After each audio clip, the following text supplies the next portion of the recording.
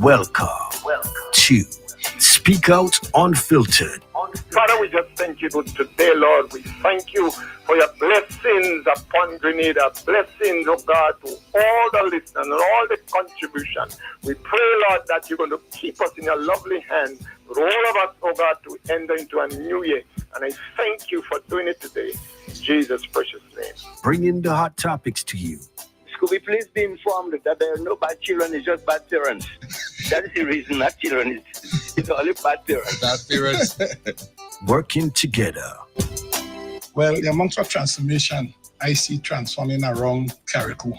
It's long life, health, and strength, man. One. That's what you want now, right? Yes, because I'm looking forward for big things, as in Jamaica say, big things are going on for 2024. Connecting the dots. I want to encourage the one man to continue with his one-man men. Yes, exactly. Because it's the benefit of the country. What did he do for Carriacou? All these things that he's saying, whenever they make statements, the recording is there. You know, we in the media, we have it. Working together. Yes, so I want to grade him pursuant to senior Cambridge, so to speak. I want to give him A+. Speak Out Unfiltered. It's always an opportunity that I look forward to when we can discuss and look at the issues that affect us together as a people. So, the budget was really a good budget. The government is doing a whole lot. They're doing for the people. They open the eyes of the people. This budget is the best budget I heard since after the revolution. I never heard a budget good like that, and it's for the people. A people's budget, you call that. I am very pleased with this government. Speak Out Unfiltered. The opinions and ideologies expressed on this program, Speak Out Unfiltered, it's the views of its rightful owners and not of Vibes FM 101.3. Speak Out Unfiltered. Every Thursday from 10 a.m. to 2 p.m. Unfiltered. And I mean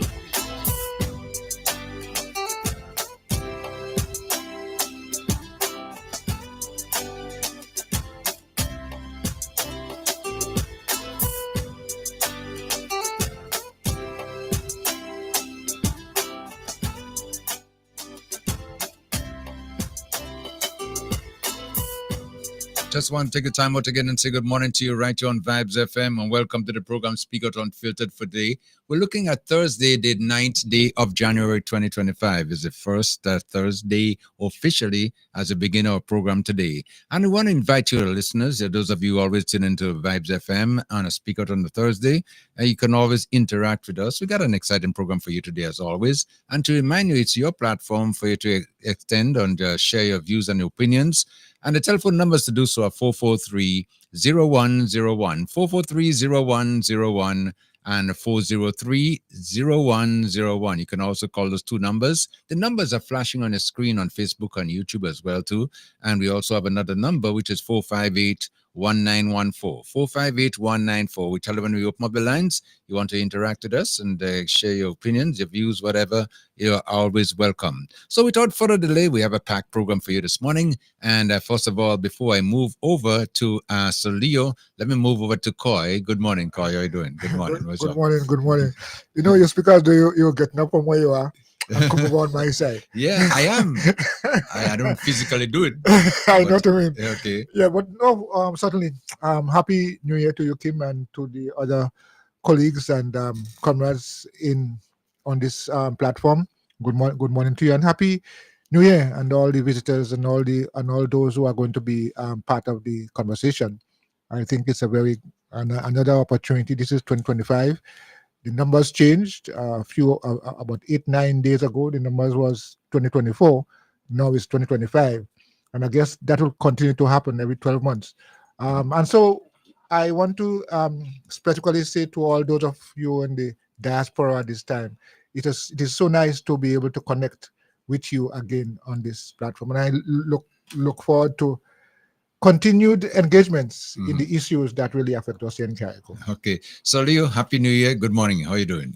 Well, I'm fine. Thank you, my Redeemer. And something that is 9 days old is no longer new. So how do you describe new again? No, not me. No, happy News- 2025. Okay. Okay. And the time is fleeting, Anyway, I'd like to say good morning to my listeners or Vibes listeners, wherever you are, in diaspora or locally, and hope all is going well with you for this 2025. We are about to continue the journey, that of trying to inform our folks who are somewhat uninformed, and try to reduce the amount of those who are uninformed. So, without any further ado, let me go back to the Redeemer. Okay. Thank you so much for that. You always have something always interesting to say, and we always look forward to that as well. You and our listeners too, enjoy listening to you over the past year. And now we're starting off a brand new year. We're going to go back into the same sort of a dialogue as we always do, and to entertain and inform and educate as well.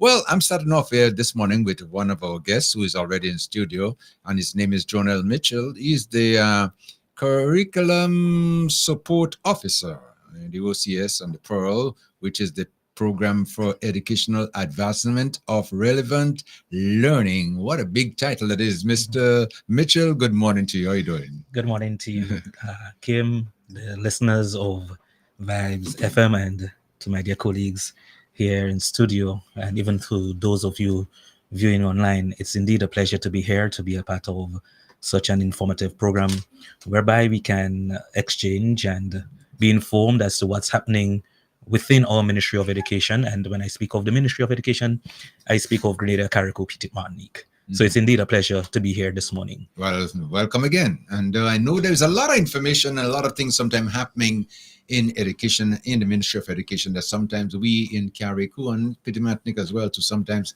are not fully aware of, And one of the reasons that you're visiting Carriacou in particular is to bring some information and awareness.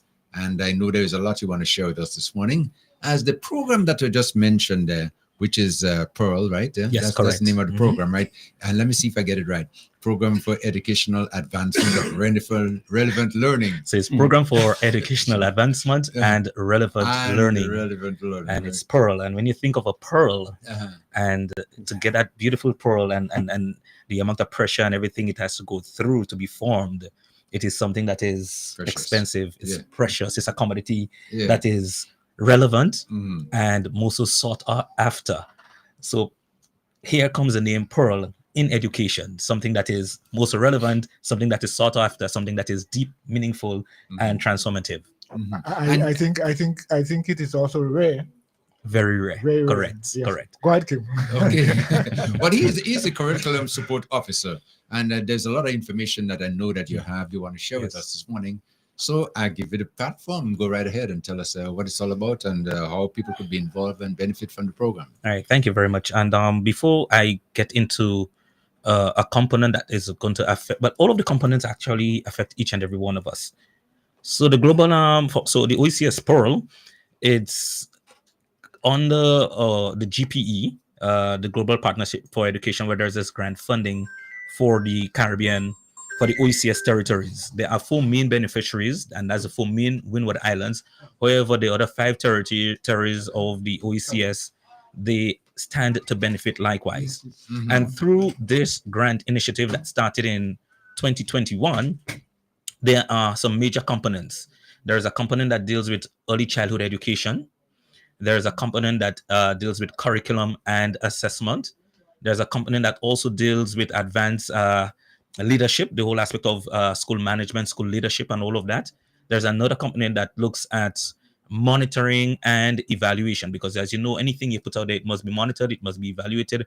So we are also equipping people in that way, and also special education needs, students with special education needs. So it's a comprehensive program that covers a wide span in education.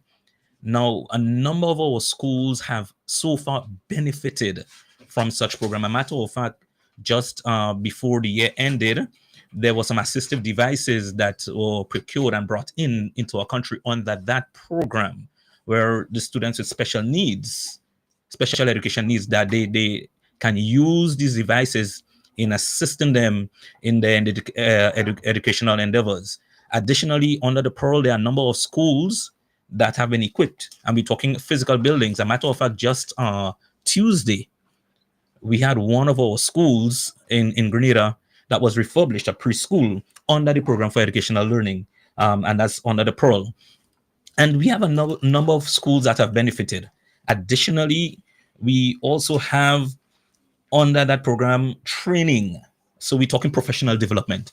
We have a number of educators, classroom teachers, principals, even Central Ministry of Education individuals who have participated in a number of professional development courses, because you and I want to appreciate the fact that learning is dynamic. Things change regularly. So we need to equip our educators with the tools to be able to deal with the changes that's happening among us and around us. So quite a few people have benefited. There's also, because I also have two of my other colleagues up here with me right now, they are currently in schools in Kariku, and one of them deal with a program we call the CSSI program. It's Continuous School System Improvement. And under that program, it is so touching in the sense that schools get to identify a problem that they're having. So if a school is having a problem in the area of numeracy, mathematics, or literacy, or behavioral issues, they set out a plan, and they target that particular issue. They give you a comprehensive breakdown as to what the issue is and how they intend to target it. Now, under that program, they are given funds up to the tune of some $15,000 thereabout, where they can procure resources to help them as a school to mitigate or to deal with some of the issues that they are facing. So under that program, the benefits are numerous. One of the hallmarks of this program is under the curriculum and assessment. And that's where we are developing, where we have developed, and it's continuously developing right now. And we call it the DOHPC, the Digital OECS Harmonized Primary Curriculum. Now, this curriculum, if you look at the curriculum that we currently use at our primary school, the last review was some 20 years ago. Now, imagine that, 20 years ago, and think of the amount of changes that we've gone through. So that curriculum 20 years ago, as sometimes I put it, we are using a 19th century curriculum in a 21st century. So we saw the need to review that curriculum. So we had writers, and when I say writers, local writers of our OECS territories rewriting that curriculum. So we had our Grenadian writers, our counterparts in St. Lucia, Dominica, St. Vincent as the main countries, and we had the other territories partnering with us. For example, for Grenada, we partnered with Antigua. So while we had about 5 or so writers from Grenada, we had 2, because as I said, the other OECS countries, they are benefiting, but the main beneficiaries are the 4 Windward Islands. So they partnered with us in rewriting that curriculum. Now, if you were to actually get a peek into that curriculum, it is something that every parent, every educator, every stakeholder will want to be a part of. It's a curriculum, when it is complete, is going to touch the lives of everyone. And when I say everyone, I'm talking global citizens here, because it's going to be a digital curriculum. We are going to have the online component of it as well as an offline component, where teachers can go in, parents can go in, key stakeholders can go in. They want to see and understand what's happening in our primary setup. They can go in and interact with that curriculum. Currently, that curriculum is in its we going through phases of it. We are going through what we call a micro-pilot phase. And we have 12 schools island-wide. 12 schools currently going through the micro-pilot phase. We have 7 educational districts. So each district has benefited. And up here in Kariku, one of your schools is a part of that micro-pilot. As a matter of fact, I was in the school on Tuesday afternoon demonstrating to them that curriculum and how we can impact them, because we tried to come up here before, but unfortunately, well, Beryl, and so we could not have been here. So we thought it as soon as school opened to be up here to work with the stakeholders here in Kariku. And we have 12 schools that's going through what we call a micropilot. So they're going to interact with the curriculum. And I'm going to explain some more about the curriculum shortly. They're going to use it. And as they use it, they're going to provide feedback. That is going to end in 2025 of August. And then from September 2025 all schools in our island, in our OECS, the public schools, now they would start interacting with that. So all of the rest of the schools who are not a part of the pilot, the micropilot, they will now become a part of the pilot. So we get more feedback. We're going to enhance it. We're going to work on it. And then come 2026, it is going to be the curriculum that's going to be governing what happens in our education system for the next whatsoever amount of years before we do another review again. So it is a comprehensive something. And that curriculum is one where it is so interactive that teachers can go in and it can help them to make lesson plans, analyze data. When you give the children your tests and stuff, you can analyze your data according to demographics, according to sex, according to whatsoever. You can break it down. It gives them the tool how to teach for students who are advanced, those who are below, those who are average. It's a number of things. It's currently the one that we use. We just have to pick it up, we look at it, and we have to dig and wonder. But this one is such that it is so interactive, and more so, it is relevant in the sense that it is localized. A lot of the examples and a lot of the things that we use are OECS, Grenada, within our territories, things that our children can interact with and more so help with their learning. I mean, it's quite a bit to give. So as we interact, as we converse, more will come out. There's so much I can say about this. All right, let me ask you this. You said one school is in Carriacou? Yes, correct. And that's the Mount Pleasant government. Currently, they are the ones that we are doing the micro pilot with. So as I said, I went through with the school. We looked at it together. They went through it, and they were able to see how it works and how we can help them with the planning, how we can help them with the content, how we can help them with working with individual students, how we can bring activities in so that every student can learn. Yesterday, I also did a presentation to all of the senior education officials. So the new district education officer, Mrs. Williams, she was there, and her team in the Ministry of Education. We shared that with them likewise. And they had quite a bit of questions coming out from it for us.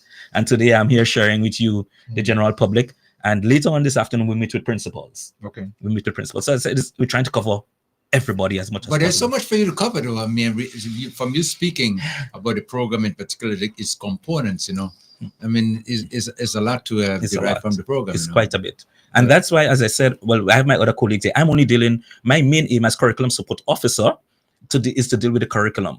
We have other what we call focal points to deal with the different areas. So two of my colleagues are here right now. They're in some of the schools because the CSSI program, as I spoke to this continuous system and school improvement, we have 4 of your schools here who are benefiting. So while yes, Mount Pleasant is for the curriculum, we have 4 of your other schools who are also benefiting through the OECS Pearl, where they are getting that grant funding as I spoke about. And so they are there now giving them directives as to how to procure and how to manage and how to make sure that the plans are out. And we also have somebody who's dealing with change management so that people would understand and appreciate what's happening. Because, you know, so many times we have those things and people are left in the dark. So we have another individual who's there and making sure that the school and the community are aware. So because we don't want, at the end of the day, education stays inside of a school, because learning is impacted by so many different factors. Our home, the community, the church, wherever we interact, the learning is there. So we want all of this under the pearl to be out there. Because, mind you, after that grant funding runs out, the curriculum is going to remain. Yes? The curriculum is what's going to be used to educate our boys and our girls to take over for future leadership. So that's why we want all stakeholders on board. Gone are the days where it's only the teacher and the students in front of there. No. Parents have to be involved. Parents have to start holding teachers and Ministry of Education and all of the officials accountable. And we need to be holding them accountable likewise. But how can you hold one another accountable? By being in the know. Yeah. That's the only way we can really do that. But you spoke about grant funding, though. And I know usually in grant funding, there's certain requirements that you have to meet, you know, in order to access the grant and make sure that it's used properly in most instances. Yeah. Could you just go a little bit into that? You know? Well, and that's true. But in order to get that, we had to put a comprehensive work program in place for each component that I mentioned: the early childhood education, special education needs, monitoring and evaluation, the leadership and everything. There was a comprehensive work program that had to be put on, and then the governments of the OECS, most of the 4 major islands, they had to sign off on it based on what is out there. And we have what we call the quarterly reports. We have to give quarterly reports as to how everything is done. Our budget, if you don't have a budget, you can't get anything. And if you don't say how your monies are spent, you can't get anything. No, you are held accountable for everything. So while yes, it is a grant, it's something for them to use, but it must be evident. So they would say to you, okay, in this quarter, you need to spend $5 million.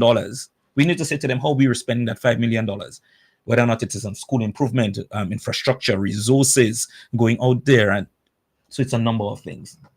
Yes. So it is a money that is there, and we don't want the money to go back.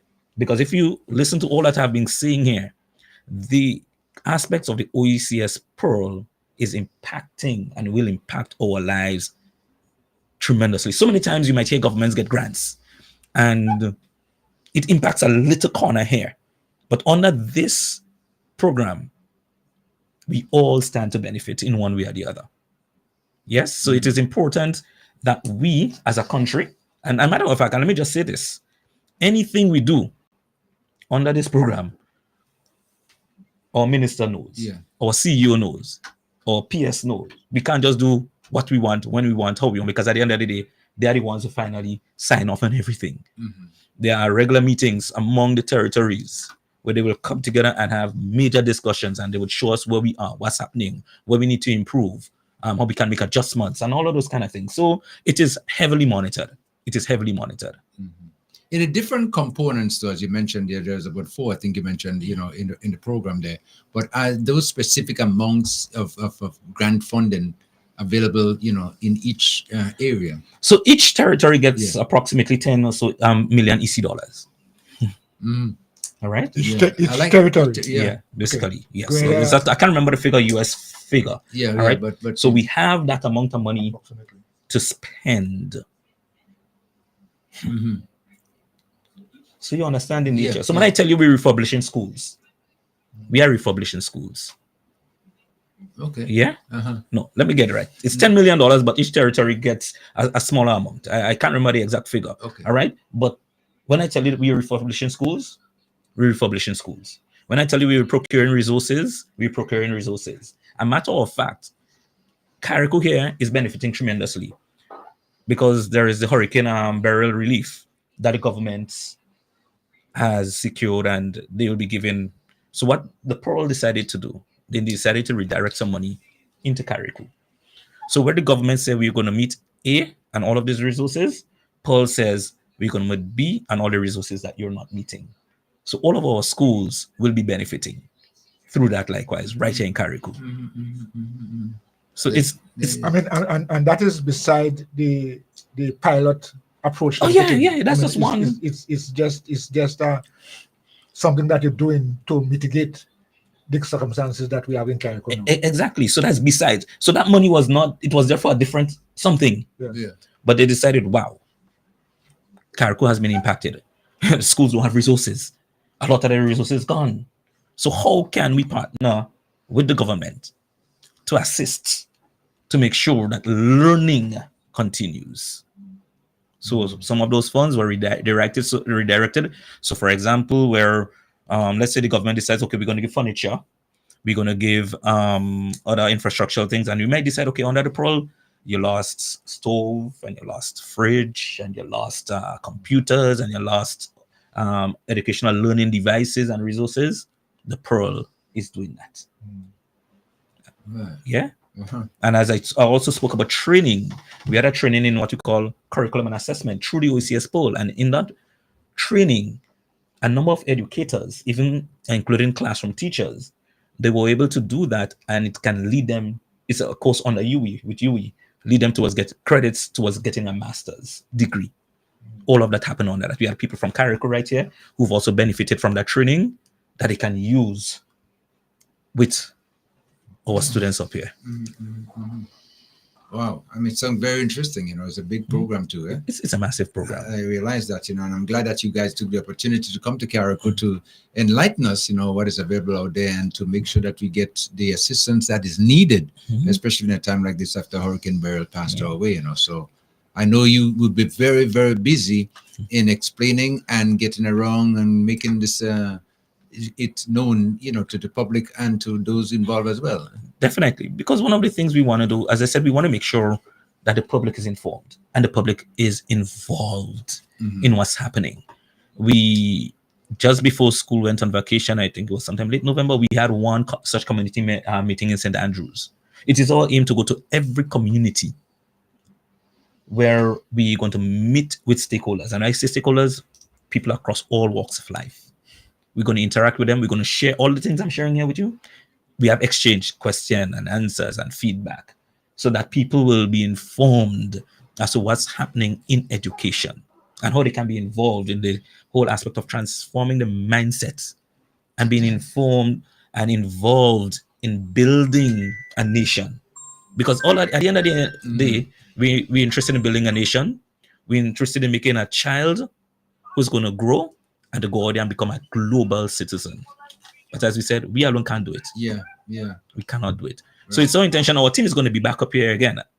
And we intend to do some form of community involvement. Right. I mean, yesterday in discussions with the education officer, she was so excited about it. Right. But we're going to be back and we want to bring the public together in one space and we can share with them so they can see what we're talking about. Yeah. We can demonstrate to them that new curriculum. We can show them what is involved. We can show them how we are involved in schools, infrastructure, and all these other things. And also building capacity among individuals. So as I said, Paul is comprehensive. So it involved all the schools in Caracompitymatic, right? Well, not. So let me give you a breakdown as it. So there, as I said, there are different components. Right. Now all schools are benefiting because one, as I said, there is the leadership component. Now on the leadership, there was a leadership conference that was held sometime last year. All principals were involved in that leadership conference. So in one way, they are benefiting. Right. Now under the curriculum and assessment component of it, we have one school that is doing the micropilot. Right. All right. And that's Mount Pleasant. Then under the CSSI that I spoke to, you have 4 of your schools benefiting directly from that. However, though, under early childhood and all of that, they have teachers now who benefited through professional development. So while there are different components, the benefits are seen differently. However, it's spread across, yeah. However, while with the CSSI program and there is this direct grant funding that comes to the school to do what they have to do, there's also the burial relief fund that we've redirected so that all know of the school. So even though you're not a part of the micropilot and the CSSI, you still benefit. However, while we are here, we are still meeting with all of our principals because September 2025 is when? Just now.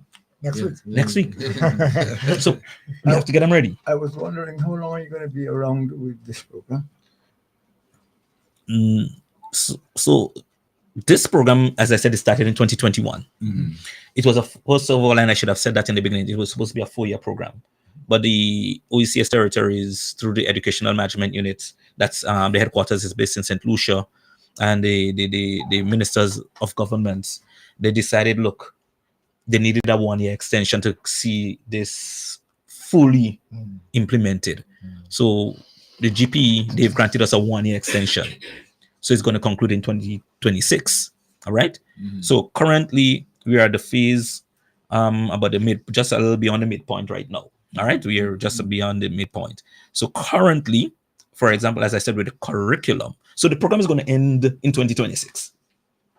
The program is going to end in 2026, but its impact is going to be beyond 2026. Because as I said, when the curriculum is done, through that program, after we finish the micropilot, and after we finish the pilot in 2026, September 2026 now, all schools will be using it completely.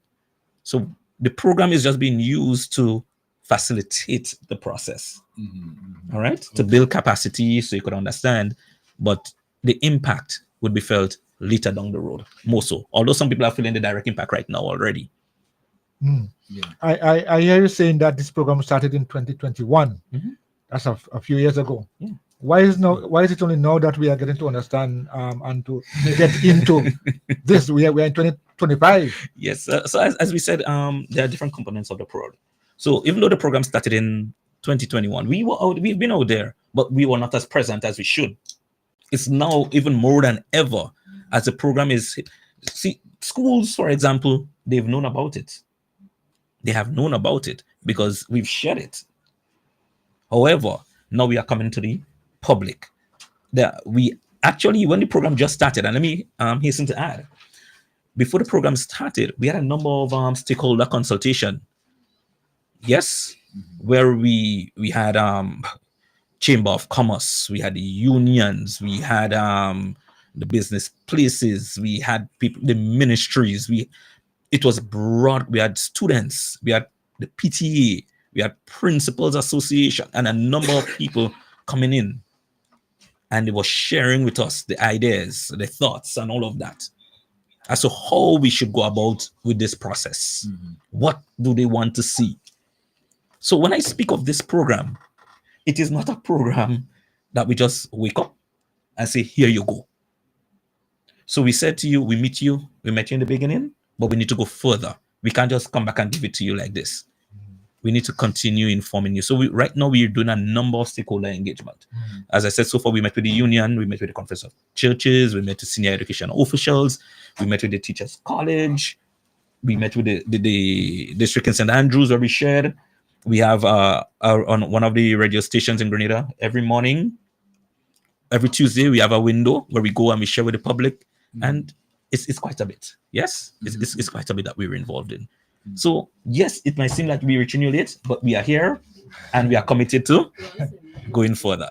You talk about reaching late, but time is of the essence here, because if we had this kind of opportunity before for all these years, and now having experienced Beryl, I understand that you are saying that you are redirecting some funds, but don't you think it would have been so much better in terms of how we manage education, to have had this integrated into a system, into the stakeholders realm? I mean, before. No, well, what you're saying has some merit. You also want to appreciate that there's a systematic approach to a number of things. All right. As I said to you initially, we had some stakeholder engagement. Now we've also involved all of our quote unquote primary stakeholders, which is our schools. They are our primary stakeholder. But it is also important, yes, as I said, to involve the others. So your principals up here, they have been involved prior to this. All right. A matter of fact, let me just say this. If Beryl wasn't on, you would have had this engagement long before.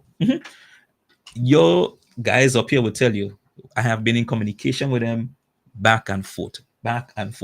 Guys, tell me what the situation is like. I need to come up. Tell me what's happening, because I need to reach your people. Would I be able to get internet and this and that, so at least I would be able to demonstrate to them and show them what's happening, because I have to go to the schools, as I said to you, and it's an online something so far, so I had to show it to them, and I couldn't be here because the component that I'm directly involved in right now, the curriculum and the DOHPC, Digital OACS Harmonized Primary Curriculum, that component of it only started in September of 2024. That micropilot goes on for 1 year. Remember I told you about the micropilot? Yeah. So it goes from September 2024 to September 2025. Yes? Well, August 2025. And then we start the pilot September 2025 to August 2026. And then the full rollout from September 2026. So I wanted to be here from day one. Since I hit the schools in Grenada and I had the schedule, it was my aim to be here since then. A matter of fact, so that's for me. However, my other colleagues, they've been coming up here since early last year, since before Beryl. They've been with your schools. Okay. Oh, yeah. They have been with your schools. So now we are reaching out. We're going deeper.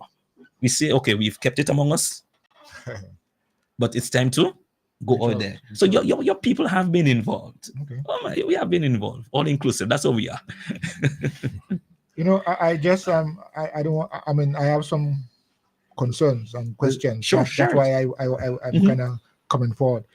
I remember, and I don't know, most of us may recall that the issue of history, teaching history in schools or local history.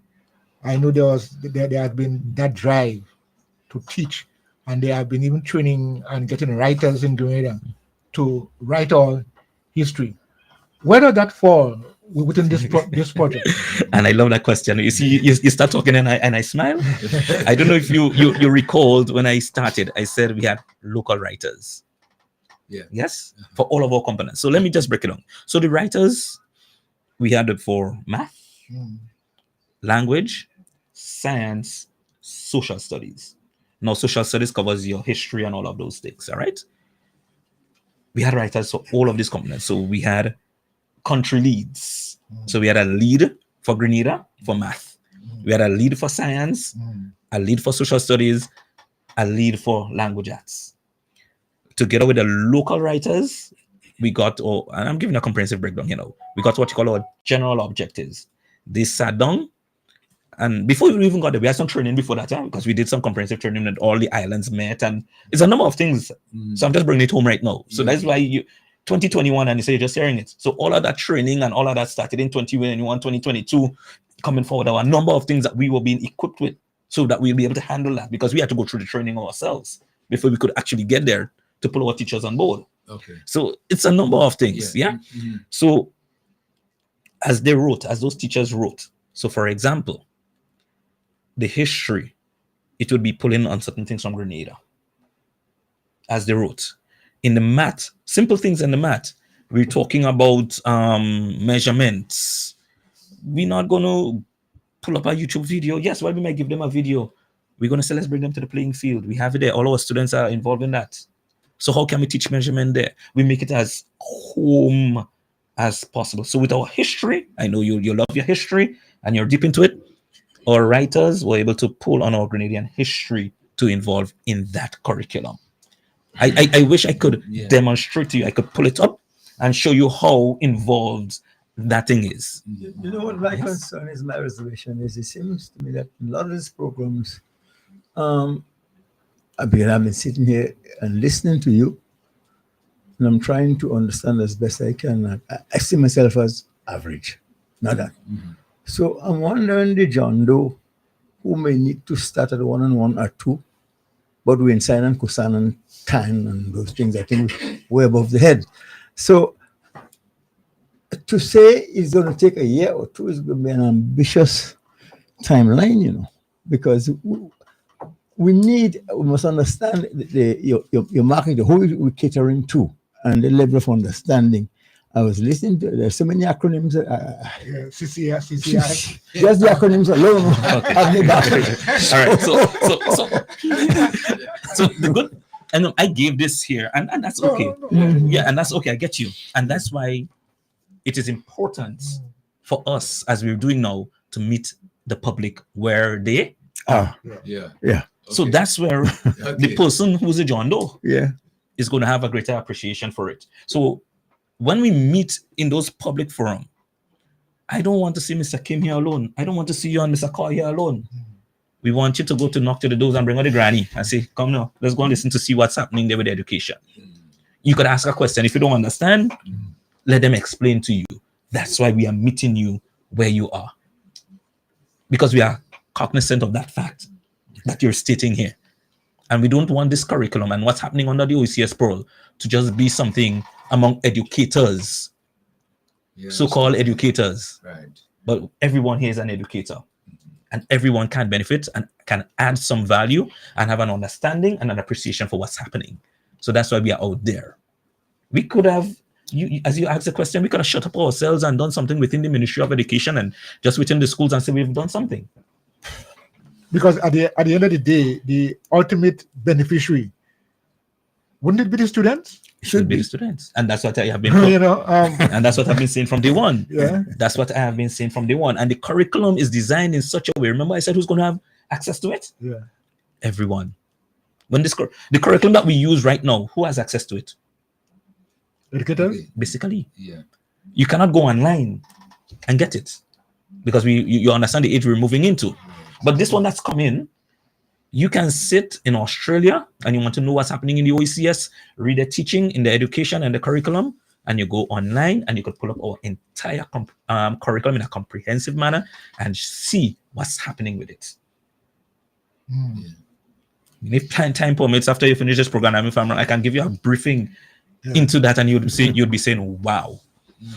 Let me just ask you again. Sorry about that. I just have these because I've been thinking about these things for a while. There has been some concerns raised here in Carriacou and Petit Martinique, for example. Of course, I guess in Grenada as well. There has been the concern the teaching and the application of civics in school.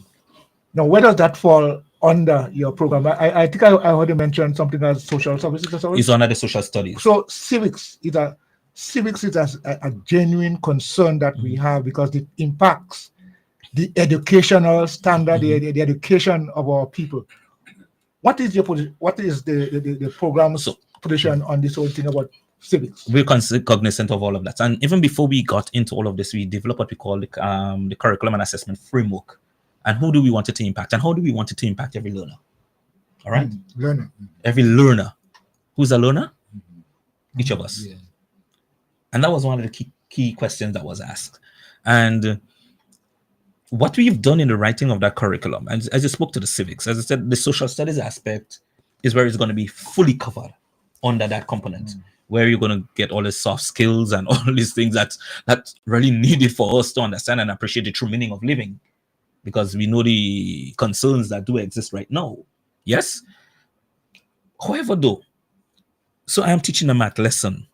And when you pull up that curriculum, it shows you how this can be linked, not only to mathematics, but to real life and real life applications. It shows you how it can be linked to your history. It shows you how you can be linked to physical education. It shows you how it can be linked to art. It shows you how it can be linked to science. So there's this cross-curricular linkage. So things are not happening in isolation. So even in the same social studies, it shows you how that civics component of it can be linked to your language. It shows you how that civics component of it can be linked to your math and your science.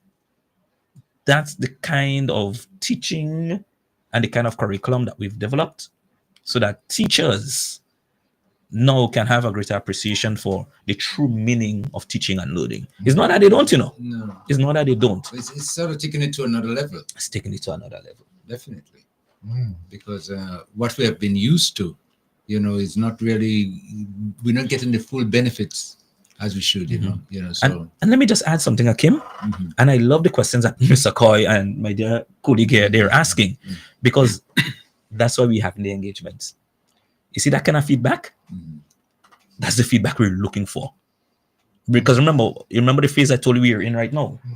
We're in a micro pilots phase, which means as we get feedback, we go and we refine. Right. As the teachers also go into that, the 12 schools that we have, as they go into it and they interact with it, they're going to see certain things that are missing. And they're going to say, let's add it. They will see certain things that they love and they're going to say, whoa, this is brilliant. Let's continue with it. And then when we do the bigger pilot now, it's another refining moment again. So that's why we also having that public engagement, because we want to get feedback. Let me tell you this. When I presented that to one of our schools and they were going through it, one of the teachers says, but I'm not seeing anything if I would work. And immediately it sparked a concern. And then so I shared it with my colleagues in the OECS, the people who I work directly under. And they said, wow, we didn't take that into consideration. They said, you know what we would have to do?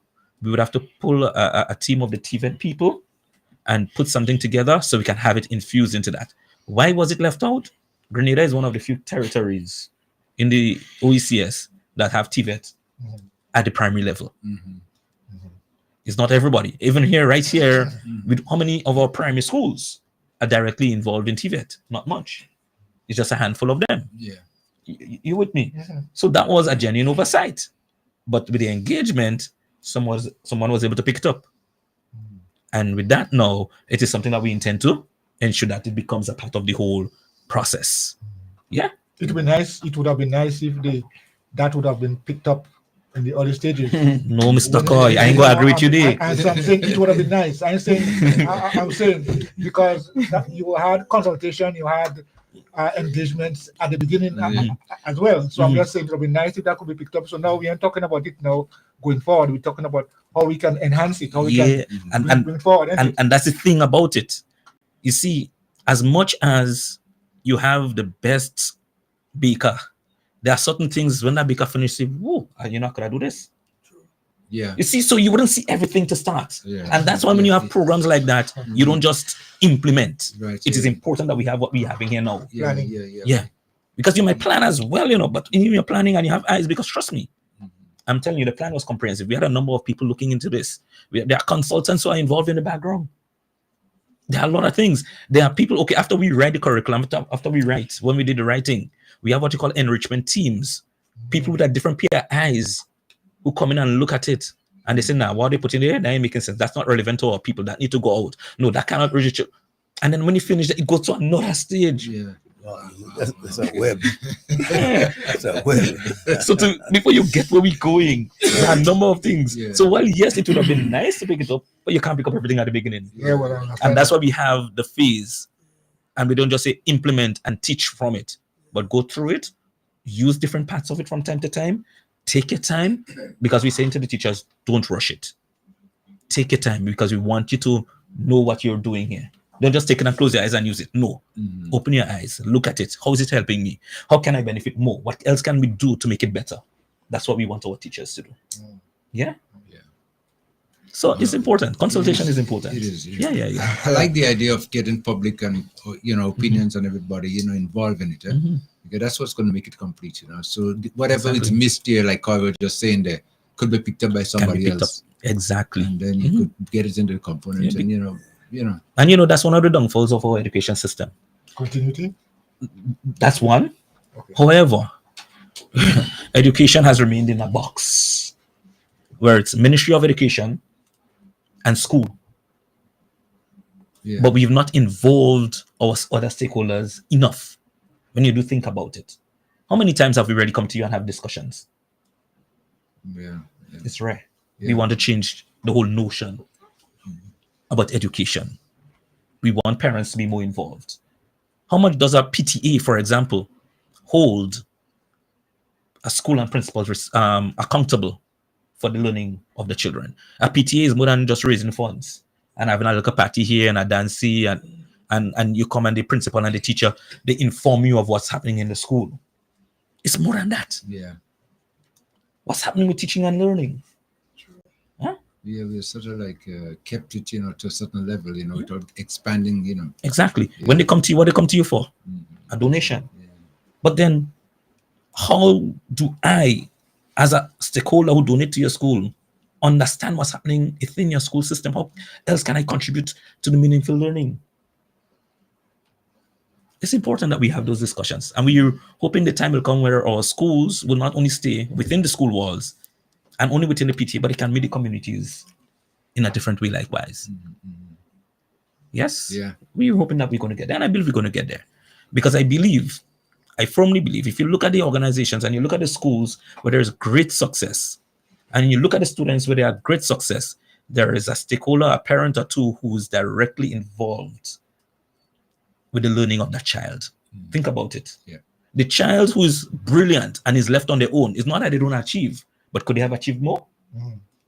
Yes, but they didn't have that support. So we want that greater network pulling together so we can get greater success. Right. I just feel that I have the opinion that while we're working with the parents as a stakeholder, in this whole process, the parents themselves might have challenges in navigating the technology that you're using. So I mean,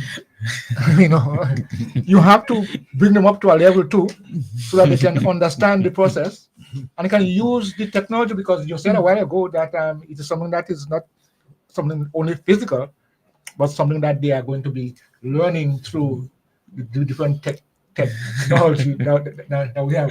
So I smile because you see all of these went into the thought process. Well, because one of the things, and we're not taking it for granted. There are some teachers who would sit in the classroom and they would tell you they ain't going on this thing at all. Yeah. the technology, They can do it fails Yeah. them. Yeah. So we are aware of what you're saying. So what we are doing, and we are also encouraging schools to do, when you have a PTA meeting, let it not be the principal and the teachers stand up and just talk to the parents, telling them, okay, well, we will be having this activity next week and we're having that. But pull up the curriculum, show them, go through to them, ask them, okay, you have a cell phone or you have a this, bring it. Let's go through. Yeah. Somebody go learn something. You Yeah, may not learn everything, Yeah. but we want Bring them up to speed. Yeah. bring them up to speed. And we are also encouraging schools where the teachers are having these challenges to use the IT people within their schools who might know more, or to use the IT officer here in Carrico, and he's a brilliant guy who loves to be a part of it. That's Moses Dillon, Mr. Mose. He loves. He's involved in the technology. Use these people in your PTA. Let them come and talk to your parents. Let them assist their parents. Let them show them. So let PTA change. Yeah. You with me? So what he's saying, Mr. Koy is saying, is important. So that's one of the drawbacks. Okay. That's one of the major drawbacks. We know that we wouldn't reach everyone through the technology. However, it's our aim to go as far as we can go. It's one of our aims. And it's a matter of time once you continue on that path anyway. It's just a matter of time before everybody gets involved and up to speed. That's the direction the whole world is moving right now. Yeah. Because my grandfather, who passed, God rest his soul, a couple of years ago, he was at 89, and at that stage, 88, 89, that's when we started giving him a cell phone when we needed to communicate with him, and he had to use it. I think you're implementing in another way social promotion. Because people can also promote them, but you know nothing. Yeah, there are certain things we can't run from it. We can't run from it. But it's a great program. I could tell that very exciting listening to you and what we could benefit from a program like this. I think it's worth getting some more public knowledge and getting the public involved, everybody involved, all stakeholders. Yeah, it's indeed, and I'm excited about this program, not because I'm involved, but it's because I know what it can do for educational landscape right here in Grenada. But I implore you to take the format of used to be Don't ABC, Bright ABC, first, second, third. Don't ABC? Don't ABC, Bright ABC, first, second, and third. Yes. Because I'm still here with Fifth Standard and we can do the basic thing. No, man, trust me. You see, and you see, that's what I tell you, you may not quite get it, huh? We're meeting all standards. From, I don't want to use the first word you use because I don't see anybody as quote unquote dunce. Oh, okay. Everyone is a learner, but we may learn at different rates, at different speeds. You know what? What is the problem with Dunce and Bright ABC? You have years gone by, you have a classroom. I know about it. Yeah. And they're trying to teach everybody who some may be academically inclined, somebody may be vocational. So as far as we were concerned, academics was the only thing at that point in time. This guy doesn't want to do medicine, he wants to be a carpenter. So teach him to use his hands. And this is where we get it. We got it wrong. Precisely. So this those, is where we got I it guess, wrong. By the way, I spent 18 years in the classroom, Yeah. so I know what you're talking about. Mhm. I've been a part of the classroom. Okay. I have not just arrived. And you see, and I think that's where we get it wrong. Not to stray from what we're discussing, because I think it's important, and I want to make that point. Who is an academic? Is it the person who could theoretically write something and do medicine? But isn't the carpenter an academic? Isn't he skilled? Yeah. Isn't the footballer an academic? Because to play top-notch football, to kick a ball at an angle so you could get to that man across I must have certain levels of intelligence. You see, I think we have it wrong. We put academic as, oh, you're bright, you could read, you could this. But that carpenter is one of the most brilliant carpenters you could find. He is an academic. yes, I hear you, but I was being what is sort of That's what was said, but we need to change our thinking. okay, because I think, for example, absolutely. It's just that we've categorized them, and we're mixing up vocational with people who would like to read and theorize stuff and all this good stuff. So that's the difference there. Yeah. But I get you. if we could observe and take to heart what somebody is cut out for and what they may be best at, and help them in that direction. Yeah. I think we might be better for it, other than saying that everybody must be, either a doctor or a lawyer or that kind of person. And let me rope you back into that program now, into the curriculum that we're doing, because I like the where you're going. One of the things when we wrote the curriculum, one of the components as we wrote, activities for the challenged learner, activities for the fast learner, activities. So we didn't say just activities, but how can I do activities for the child who is gifted? Mm-hmm. And how can I also give activities for the child who's on the next end of the spectrum? When you use the curriculum that we have there, it gives you methods and ways how to cater for every child. If you can't read, it gives you activities that the teacher can use to read. And that's why also, I'm only talking curriculum here, but remember I spoke to special education needs when we had the assistive devices. Special education got a number of these assistive devices that would, for the challenged children, to help them. Yeah. Under the program likewise. Okay. So we're not doing anything in isolation. We're covering everybody. We are covering everybody. It's our aim to cover everybody. Yeah. Yeah. Okay. Well said. Thank you. Yes, it's a process. It's a process. I think the callers and viewers might want to chime in. No, but I think it's important that we don't just talk about things in that manner, but also bring us down to the level where we can see specific and direct benefits. Mm-hmm. And that's what Paul is about. Yes, and to the beneficiaries. To the beneficiaries. The parents are not so much the beneficiary in this. The teacher is not so much the beneficiary in that. Ultimately, It's the student. the students are the ones who have to Correct. learn. Correct. Yes. What's Bible say? To learn tomorrow. What? You To gotta earn learn tomorrow. You To gotta learn Today, today. fine. Mm-hmm. Yeah. So I'm just saying that the students, the teacher, I mean the students, yes, are the ones who ultimately will have to learn, because we can tell them all those things and they believe and they go and they're interested in that, but we have to create that opportunity, that space for them to learn. And that's one of the key taglines under the OECS Pearl is every learner succeeds. Every learner. Every learner succeeds. So I don't see you, Mr. Lee. I don't see you, Mr. Coy. I don't see you, Mr. Kim. We see a learner. Every learner, despite what grouping they put you in, the A, the B, the C, the D grouping. Every learner. Every learner. So the student, Every and student is a learner. you're very much so correct. Yeah. It's about the student. But to reach the student, we have to make sure that you, the Yeah. teacher, is well equipped to meet the student Right. And the parent too. and the parent. So that's why we want to make sure that all stakeholders are already involved. Yeah. Yeah. Well, you went into so much detail. Believe me, it's very interesting what you're telling us this morning, which we are very happy to have you guys in Caracal and bringing some awareness, out there, so that we know exactly what to move forward. Let me tell our listeners though, if you want to call, and we got up in another 5 minutes, you can call and ask a question or two. Feel free to do so. The telephone number is 403-0101. 403-0101. You can also call 443-0101 or 458-1914. All the lines are open right now. I just open up the line in case anybody want to call anything. But you have said so much, Mr. Mitchell. It's very interesting. And there's so much more that can be And said. that's it. That's it. I'm excited about what you're saying now to me and getting everybody involved, because education, it doesn't stop. It's a continuation, no matter what age you are. One of the things I would probably try to do, and when I speak to a coordinator or country coordinator on this, because the different leaders in the focal, we call them focal points, persons who are people who are responsible directly for different components.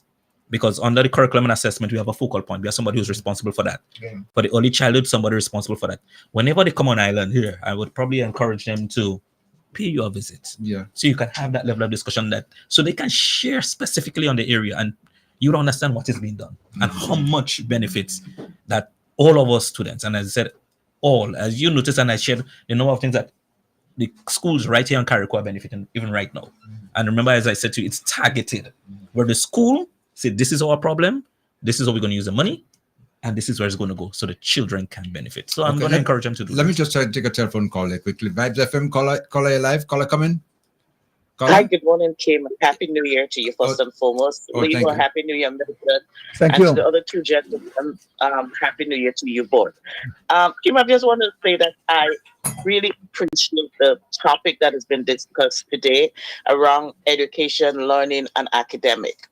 Because oftentimes we sideline what it really means to have education and the capacity in which the education has been transformed or used. And as the gentleman said, I didn't get his name because I joined late. Everyone learn at their own rate and at different speed. What I would learn at a fast rate, the one person might at a slower rate. And oftentimes we just kind of silent and say, he's done, she's done. But that's not the fact.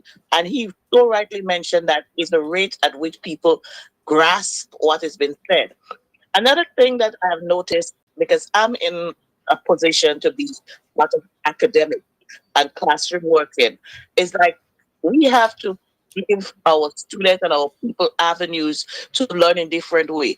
One of the things that is very big now is using like a computer or a screen where you put the information on that and it goes onto a projector so people can see. Because some people could learn by listening to something, some people learn by seeing it or hearing it.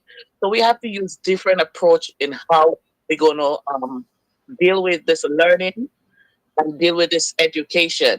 And the fact that if we're going to make those strides and we do it, we will see people having different interests. As they say, not everyone would want to be an attorney, not everyone would want to be a doctor, but some would want to go into what we call the trade skills, like a carpenter, a plumber, and all this thing. And we have to also reinforce and push that every career, every profession is worth something. We can't just focus on the white collar jobs anymore, or the area or the skill set or the learning set for white collars. We have to let everyone know everything to be achievable and to take different career paths. You don't have to do what John do or Jane do. So I really applaud you having this gentleman this morning to kind of bring in this topic, that it is so needed. And as I said, I'm doing my thing, and whenever I feel I can give back to my character, especially, I will be doing it, especially in the area of self-awareness and all those things that come in to help build the system and the level that we want our young people to be. So I appreciate it. And to the gentleman, thank you for bringing your knowledge, bringing your expertise, and willing to share it with our people. Okay. So have a good one, everyone. Caller, thank you so much. Thank you. You want to make some comments there, Mr. Mitchell? I think the caller is as clear as it gets, and I'm indeed happy to be a part of this program and to even interact with people like you, caller, and to hear from you, because as I have been saying, it takes a holistic approach, not a one-man approach, not a one-group approach, but we need all of our key people, everyone on board. And it's important that people, even like you, right, out there in the diaspora, who can really join with us in transforming and building our education so that every single learner can benefit. Well said, yeah. Okay, well, I realize, the time I asked you for, I've gone past that. But I mean, it's good that you stick around a little bit longer and do some more explanation. But I want to tell you, to invite you whenever you're in Carriacou or your colleagues are coming, as you just mentioned a little bit earlier on, to have them step in and bring some more awareness and, education, get people involved. The age doesn't make a difference, Once we see we all get on the same page, we'll get there. So just a matter of time, eh? Yeah, so for the next 6 months or so that we have, because it's under the micropilot, we only have 6 months remaining under the micropilot. And then, as I said, we have a pilot for another year. I will be back and forth here because I have to come through to monitor the progress, to interact with the teachers, to see what they're doing, to hear from them. So my presence would be on island here. I definitely would be here, and I'm going to seek to make it my duty to schedule you in through the Ministry of Education here in Carriacou, so at least we can be a part of it, and maybe I can get your education officer to join me here, and said, because she would be able to speak to some of the things that she's seeing right on the ground and the impact that's really taking place in those schools right here in Carriacou. It's important to get the local feedback, from the people themselves, especially who you're involved with and you see on a regular basis. Yes. And you with the expertise and with your information that you have to share with us. we could put it together and we end up with one instead of zero or half. Definitely.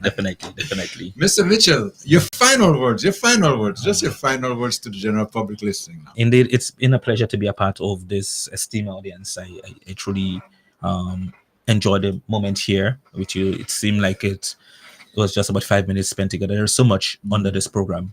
And for those of you joined late, I'm here representing the Ministry of Education, promoting or speaking to the OECS Pearl program for educational advancement and relevant learning, and the impact it's having on all of our schools countrywide, the difference it's making, and its aim is that every learner will succeed. We have a number of components, as I've mentioned, in early childhood education, special education needs, curriculum and assessment, management, leadership, and also monitoring and evaluation. These are different components under the program. And all of our schools, our school leaders, they are being impacted in one way or the other. I've been on island and I've been meeting with some key stakeholders. Later on this afternoon, I meet with all the principals of all our schools here to share with them and to demonstrate to them that new curriculum that we have, digital OECS harmonized primary curriculum. So it's indeed a pleasure being on the ground here and being a part of what's happening right here on island. And let's work together to build education. Let's work together. And as you've said, every student is important and the target is every student so that we can become global citizens. So, gentlemen, thank you. And I really appreciate it. And let me tell you too, though, Mr. Mitchell, before you leave too, that this program has been recorded. It's on Facebook. It's on YouTube. It's all we do a rebroadcast of our programs, throughout the week and everything like that. So what you said here is not like a one-off. It's going to be repeated several times. And if you didn't catch it today, some people in the leisure time, whenever they get home from work and things like that, always access, and listen to the program. So it's going to reach a long way. Great. I really like the R in Pearl. Relevant. It's relevant. And the A is what? Learning? Oh, yeah. It's relevant learning. Yes. I know 12 said educational advancement. No, I understand, but I'm just relevant. So whatever you do, it must be relevant to the time. Yeah. Yes. Yeah. I tell you, this thing was well thought out, It was. Okay. Okay, Mr. Mitchell. Thank you so much once again. Enjoy the rest of your stay in Carriacou. And like I said, the invitation is always open whenever you are here and you want to get information out to the public. Feel free to get in touch with us, okay? Sure. All right. It's been a privilege. Okay, Yes. take care. All right. Okay. Well, thank you so much again. And to your listeners, we thank you so much again for being with us, and staying with us as you have always done. And the program continues, as you very well know, until 2. We have more of our guests stepping in here. So it won't be no problem at all when you reach a topic or something of interest that you want to get involved in. You can always call us at 443-0101, 443-0101, 403-0101. Those are the numbers you're going to call. And you can also call 458-1914, 458-194. You can always call us as well too. And remind you again that you can always get a copy of the program. You can listen to it back on Facebook or on YouTube. And we do a rebroadcast of the program every evening from about 9 this evening, 9, and tomorrow again, Friday and Saturday, with a rebroadcast of the program. So, Leo. Yes, sir. Very interesting. Very, very interesting. That's what I say. What? We say something, food for thought. Yeah. A lot has been said this morning. Yes. And it's important sometimes to get this kind of information out to the public, to let them know exactly what, is out there for them and involvement. But there's one thing he touched on there, which I saw you smile on when it was mentioned by Koide, civics. I don't know when that disappeared from the curriculum. This civics and to me is so important. It is. And I often wonder when you have 13 and 14 subjects and civics not included. Yeah. So what are we teaching and who? Yeah. No, we need to get it out there because you see somewhere along the line, we have lost a lot when it comes to that, Certain simple please, thank you. Yes. Have a nice day. Well, you're welcome. Good morning, good evening. But it doesn't seem as though that what we're talking about, the thank you and please and so on, is considered education. You know? Well, and that is the education. Well, because that's education. my old principal said, "No, I don't care what your degree is, if you don't have good manners, you want educated." Before I move to my next guest, let me take a call. Let me just take a call before I move to my next guest. Vibes FM, caller your life, caller. Good morning, Kim, and good morning to Leo Milton and Mr. Isaac that is sitting in the studio with you this morning. It is Diana Isaac, Public Relations Officer, Ministry of Clerical and Systematic Affairs and Local Government. Yes, okay. I am calling in this morning because we have started the planning for our 51st anniversary of independence for our parish celebrations in Carriacou and Petit Martinique. I know many people may have wondered if we will be celebrating independence this year, but despite of the ravages of Hurricane Beryl, we have to continue to be proud of our nation. So Carriacou and Petit Martinique will be celebrating the 51st anniversary of independence in Carriacou and Petit Martinique. While we will be having a scale down in terms of activities, we will be doing three main activities in Carriacou and Petit Martinique.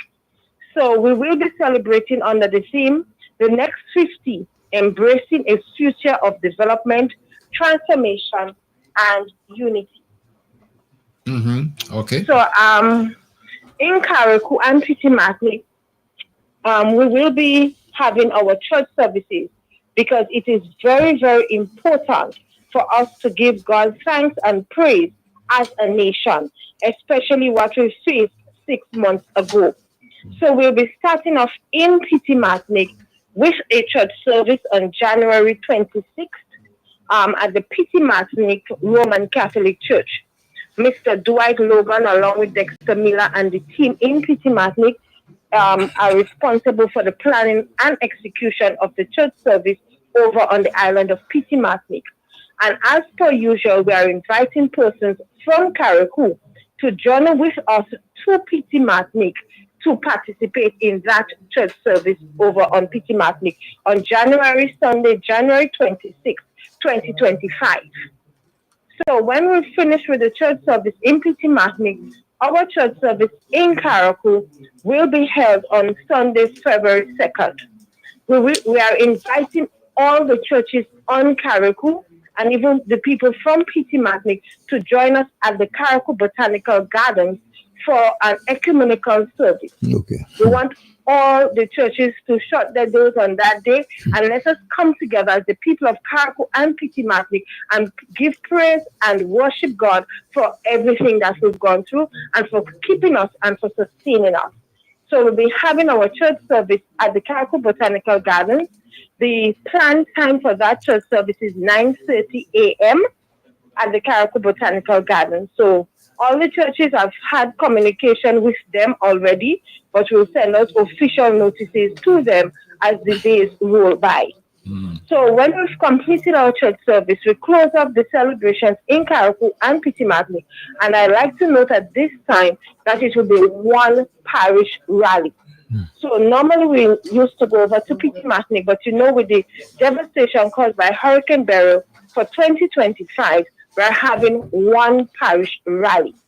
So that rally will be held in Carriacou on February 4th, 2025 at the Botanical Gardens again. Why are we utilizing the Botanical Gardens? We all understand that in Carriacou and Petit Martinique that our recreational grounds were utilized to store some of the hurricane-derived debris. And we continue as a government and the ministry to clean, together with solid waste, to clean up our recreational grounds. So we are utilizing one area for our celebrations this year. Our church service and our rally will all be held at the Carriacou Botanical Gardens. I am making a call here for every person on Carriacou and Petit Martinique to come out and celebrate. I know we are going through trying times as we try to recover, but this is a moment for us to sit and reflect on the progress that we have made as a nation. Yes, Hurricane Beryl came and we have some setbacks, but that do not allow that to daunt our spirit. Let us put on our patriotic colors. Let us put on our national colors, show our patriotism, and come out and support the activities. The activities are for everyone. So we want every person on Carriacou and Petit-Martinique, man, woman, child, to come out to the 3 activities that we are having. For us going over to Petit-Martinique on the 26th, as per usual, we have a chat about living from Hillsborough. That is already arranged. So persons who are interested, if you want to go over to Petit-Martinique, you can let us know. We have a small committee in place. You can call myself, you can call Ms. Ray, you can call the SAO at the Ministry of Carriacou and Petit-Martinique Affairs. You can also contact Mr. Andy Matheson and let us know that you'll be interested in going over to Petit-Martinique. So on February 7th as well, we're also inviting persons from Carriacou to join with and Petit-Martinique to join with us to Grenada for the national celebrations at the stadium in St. George's. So as the days and weeks go by, persons will get information as to where they can put down their names if they are interested in going to Grenada for the national celebration. Okay, Diana? Yeah. Yes, Mr. Paul. I got the hour, but please repeat the date for the ecumenical service at the Botanical Okay, so Garden. for Petit-Martinique, it is February 26th, and no, January 26th, sorry. And for Carriacou, it is February 2nd. Thank you. Our church service in Carriacou will be at the Botanical Garden. Okay. So we ask, and even for our rally, you know, every year we do a special award ceremony. This year we're not able to host an award ceremony separately. So as part of the rally in Carriacou, we'll be having our award ceremony. So we have already put out, did a notice to let persons know the areas where we'll be giving awards. Later on today, we will post the criteria and a form so persons can actually fill out the information instead of posting it under the post on the ministry's page. So you'll be able to fill out a form, and that will get back to us as the committee, and the decisions will be made as to the persons who will be selected for the different categories in which we'll be giving persons independence awards for 2025. We have 5 main categories this year. So we're looking at health, business, community service, education, and the next one slipped me. But it's 5 areas. In terms of health, we normally would leave that up to the persons working in the health sector. But the other 4 areas, persons within the community of Carriacou and Petit-Martinique, and even persons in the diaspora from Carriacou and Petit-Martinique can make their nomination. So that is open to the public. Later on today, you'll have a form posted and you will see the criteria so you can make your nomination. Okay, all right. Yes. So that's all the information you want to share with us now, but we want I continue to say that for Carriacou and Petit-Martinique, these are not normal times. We are in the rebuilding phase. I am presently off island as the public relations officer. I'm in Grenada, participating in the after review action from post-hurricane burial. And that is being a workshop for the last few days. And we wrap up tomorrow, please God. It's being held at the Radisson Hotel. So that is sponsored by CIDIMA. So we're reviewing our actions to better prepare us in case of any other disaster that may face us. So we're looking at what happened before hurricane burial or preparedness, what happened after, and as we continue to go through the recovery stage, what we need to do better. So that, the hurricane season is 5 months away, and we have to start making that preparation. So we're looking at how we can do things better. So we're developing a plan together with the CIDIMA officials and experts so that they can present it to government. So us in the public and in the public service can do better in terms of what's happening. And I continue to clamor for partnership for the rebuilding of Carriacou and Petit-Martinique. I continue to say we cannot do it alone. There are many of our brothers and sisters who have not been able to lift their heads since after Hurricane Beryl. But as a government and as a ministry, we continue to do what we have to do and what we can do to help our people rebuild. We we now have a new permanent secretary in the Ministry of Carriacou and Diplomatic Affairs, PS Linwal Perrott, and himself and Minister have been having several meetings during this week with our Build Back Better contractors, so we can do things a little bit better, so that people can it can have positive impact on our communities. Yesterday, they were over in Petit Martinique. The day before, they met with contractors in Carriacou. So I continue to clamor for support for the people of Carriacou and Petit Martinique. The 2025 budget will be read in a couple of weeks, so persons can look forward to what the government has in store to help rebuild Carriacou and Petit Martinique. But I do not want our people to become complacent. I want us to work hand in hand to rebuild the Twin Isle Parish. It must be a partnership. So any person I continue to say that is out there, any organization, we are willing to hear from you and reach out to us, and for us to work together to rebuild Carriacou and Petit Martinique. Okay, Ms. Isaac. Well, thank you so much. And I know you're not on Ireland right now, but you tuned in and you called to give us the information, which we really appreciate. And to always stay in touch with us and give us updates as we go along there, whatever changes might be made or whatever might be implemented. Definitely. Give us an idea. And for Independence 2025, we're open for sponsors. We have our refreshments to give to our students when they come out of the rally, refreshments to be served to the people when they come at our church service. We have to pay for the sound system, the chairs, the tables, whatever way, even the awards. If persons out there would like to specially sponsor the different categories for the awards, we are open for that as well. So all we want to do is to create a partnership. So let us continue to work together, and let us always look to the Almighty for our help and our guidance, because without Him, we will not be able to do it. So again, from the Ministry of Carriacou and Petit Martinique Affairs, we want to say thank you to every person that has come on board with us.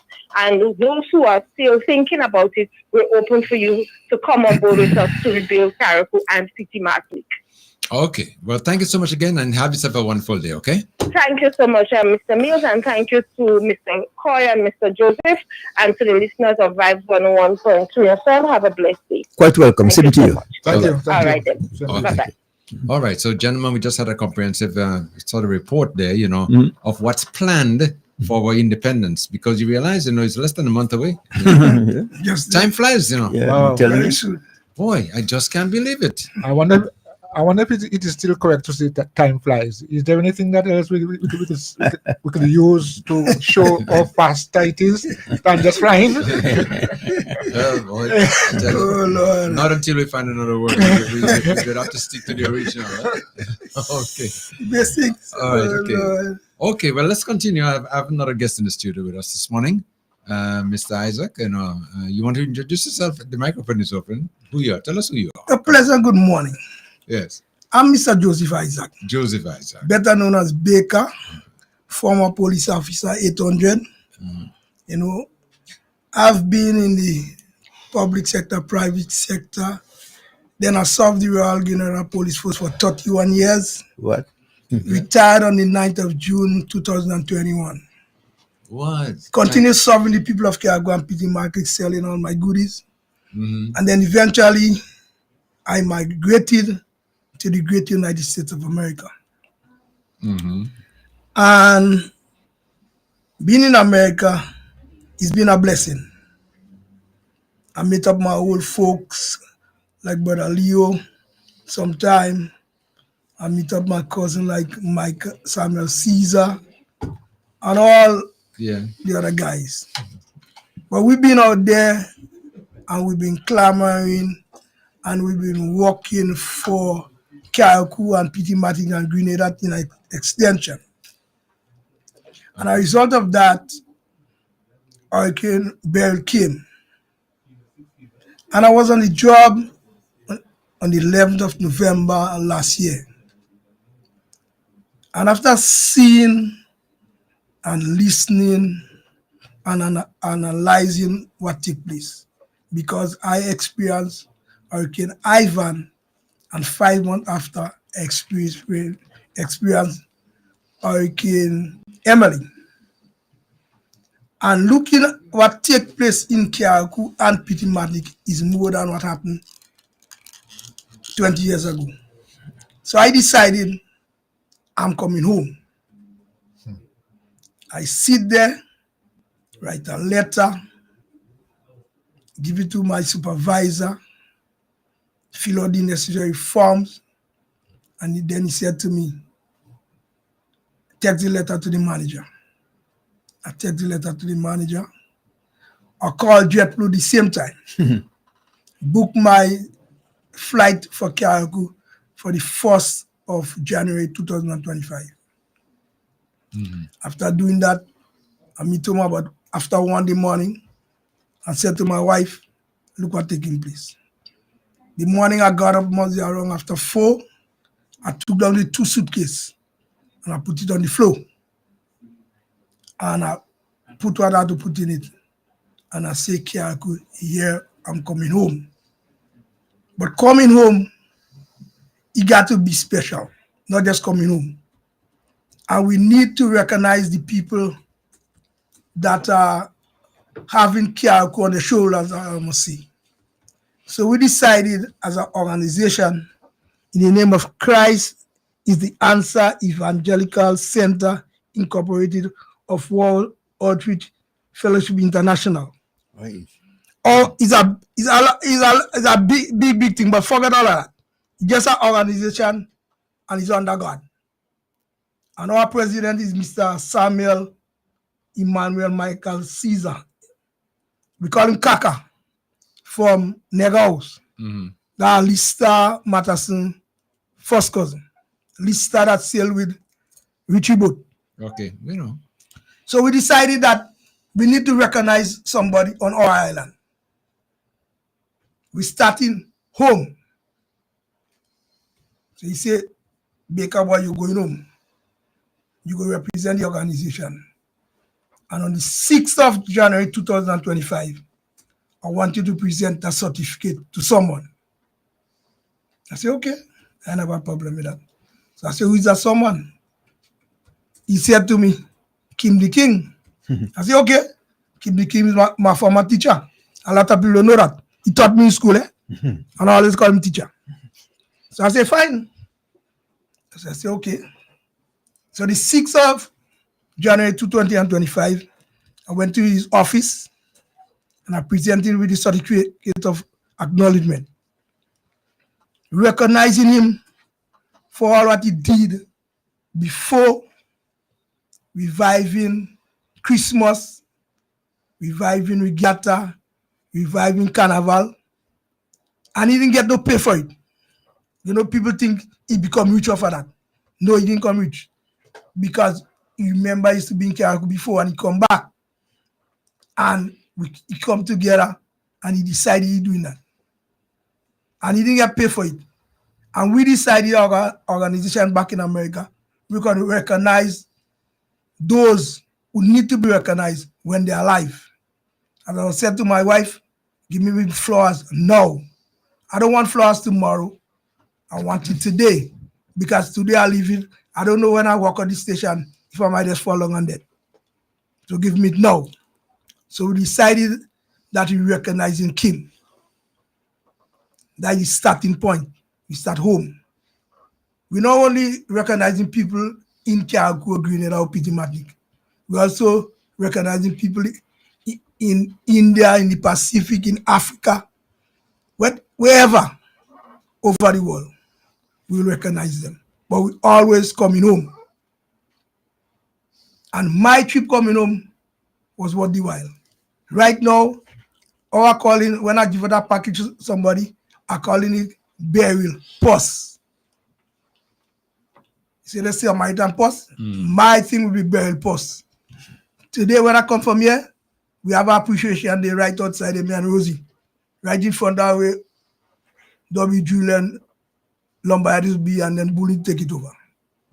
So if you want to come and get a slice of cake, a slice of melon, drink a glass of wine, or they chat with me, I don't have a problem. I'm available 24/7. My local number right now is 404-6186. My number in America is 1-347-549-8490. any idea you all want, if you all want to donate to us, because we are a non-profit organization. The next thing that we want to do for Kiariku, we are about to purchase we call it an ambulance in America, but it's an ambulance. But the main purpose is for disabled people, people that cannot walk. If somebody got to go to the hospital and they're on a stretcher, we'll be purchasing that ambulance, sending it to Kiariku, and we'll have somebody driving the ambulance. There'll be a small fee will be charged when you summon the ambulance. We'll come to you 24/7. So we're in the process of, when I get back to America on the 15th, but it's cold out there, real cold. But we'll be having fundraising activities, putting out donation sheet, and we'll get that ambulance. I got to speak to the Minister of Care and Diplomatic Affairs. So when the time comes that we will get duty-free concession to the Ministry of Health, to get it to Kiariku. So don't believe when we say that we mean that. That will be happening.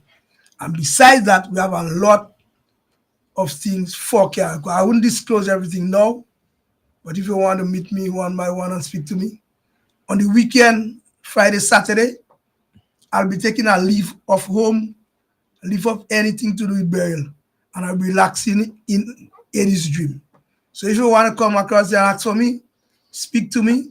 Sunday don't come, because Sunday morning I go to the beach, then I dress and go to my church. So Monday I leave Kiariku Monday morning with the Restream. First thing in the morning I go to Grenada, spend 2 days there, and I leave Grenada. Plane carried to leave 6:41 to arrive in GFK around 10:16 somewhere around me. Okay. So you have from now up to Saturday to talk to me. You can call me by phone. I don't have a problem with that. But Sunday, don't come and say you're speaking to me. Okay. My God, come first. All right. We understand that, of course, But let me just take a little break here and just say thank you, the organization, for recognizing and giving me that certificate, of appreciation. Very much appreciated. It's good, as you mentioned in what you were saying there, to give the flowers while we could smell the flowers, which is a great idea. And I would encourage anyone who wants to make contributions of the nature to do it while the person is around, while they're alive, and not when they're gone to say the nicest things about them, because at that point in time, they can't hear, and they can't smell, they can't feel. So it's nice. I want to thank the organization, Mr. Samuel Caesar, who's, I think he said, is the president. Yes, he's the president. President of the organization, along with you guys who have made that possible. Thank you so much again, and keep up the good work. The things that you mentioned that you'll be involved in, especially the ambulance that you just mentioned there, that is so needed in Kiariku, because people like you, the organizations out there who are seeing the need for Kiariku to move that notch forward, it's important. And I want to commend you again, and looking forward to it. Looking forward to it in the very near future. Okay. Well, thank you. If I may add a little bit to that, I would like to second the motion for the idea of Mr. Caesar recognizing my Redeemer for the tremendous job that he's been doing over the years. And I should add that Mr. Caesar himself, I recognize as a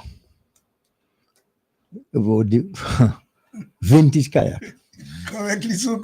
Vintage kayak. He's always been involved in things kayak. One, he's a good friend, and you too, sir, deserve some acknowledgement for the good work you've been doing for Kiariku. Please keep it up. Thank you very much. Thank you. Okay. All right. So, Mr. Isaac, again, thank you so much today. I know you have people waiting on you there. They'll be looking forward to whatever you have to offer to them, which is very good. And the rest of the stay, which is very short as far as I'm concerned. But anyway, you're going to make the best use of it, and hope to see you in the very near future with much more contributions to our people trying to develop them. Okay? That won't be a problem. I know that. So you said the action is going on today? Yeah. Yeah. And Yeah. was it a Bomene or Malmene? No, whatever. We just have it a little say Oh, swallowship and fellowship, you okay. know. All right, fine. Because a lot of people been asking where is Baker. Some of them come to America and they say, you up here? I say, but if you're so concerned about Baker, let's go by the police station and ask any policeman there, because I communicate with them every single day. Every single day, I call a policeman in Karaku. Just go to the station and say, I'm not seeing Baker is to be selling here. I say, getting me soil, I getting me bonds, I getting everything, I getting me nice planting and all kind of thing, me cabbage, all thing like that. Where is Baker? And they would tell you Baker is in America. Simple. And if you ask them for the number, they will give you the number. Because I consider myself a public figure. And my number, you give it to anybody. Don't call me and ask me if I must give me this or give me that. Just give the number to them. Simple like that. That's the kind of person I is.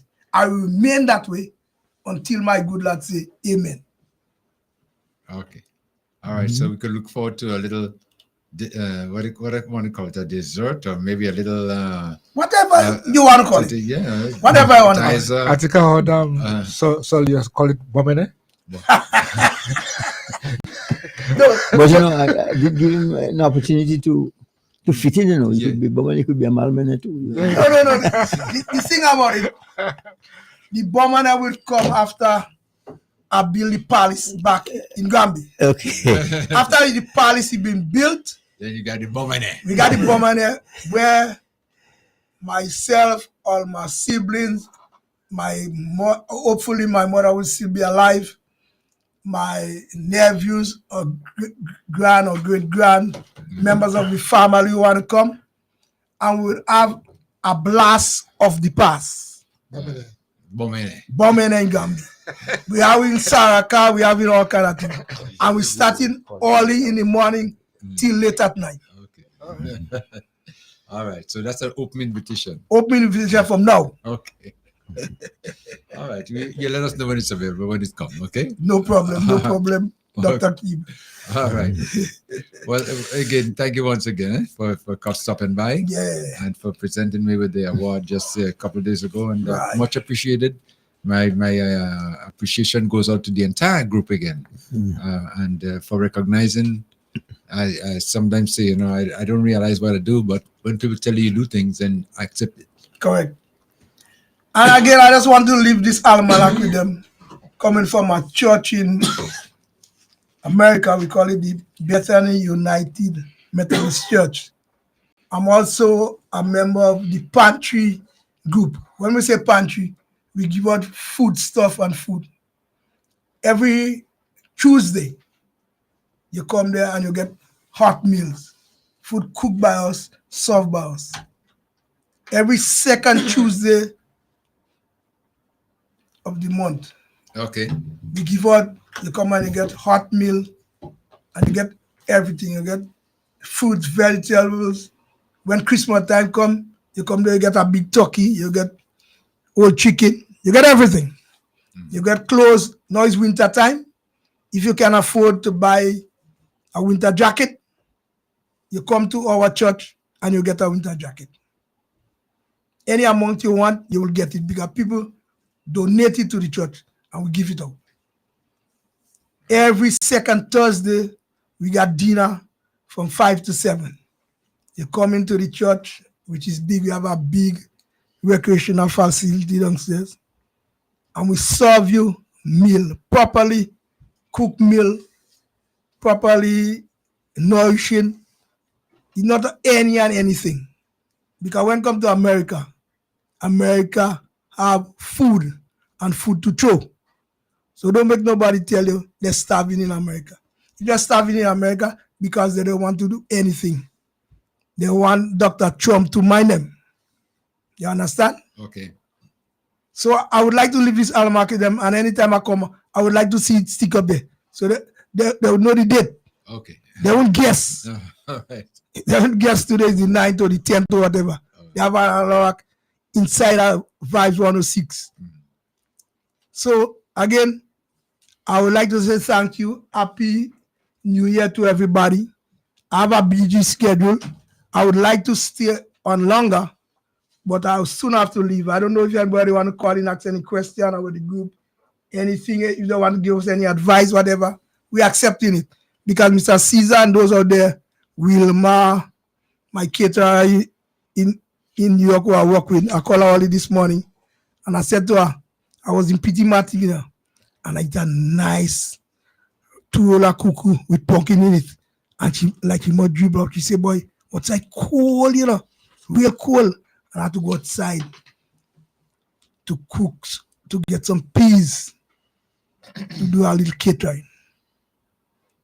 Okay. All right. Well, I think you guys are very busy, doing a wonderful job, you know. And like I said to you in the beginning, keep up the good work, okay? Much appreciated, right? Thank you very much. Okay, and have a nice day and enjoy the rest of your short stay. Thank you. Okay, and give my regards to the entire group when you get back, okay? I will do that. Okay, all right. Again, thank you, and you all have a blessed day. Okay, you too. And continuing the good works via 103 FM.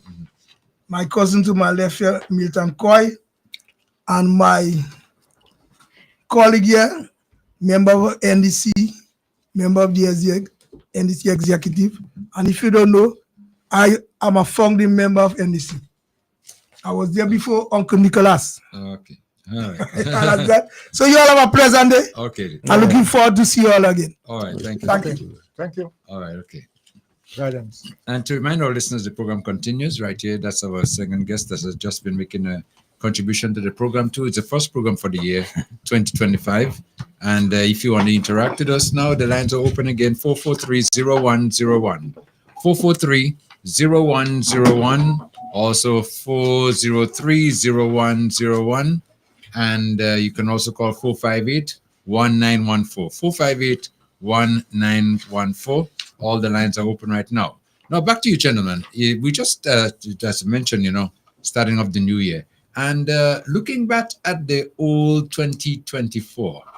What are some of the things that that cross your mind as to how we have come and how we are moving forward? Starting with you, Koi. Well, I must start because you almost say so. So Koi. Yes. Okay. Right. I wonder if Sully you ask you to say that. Yes, looking back and looking forward at 2024 and the continuity of it in 2025. I believe that one of the things that I have learned, the lessons I have learned from 2024.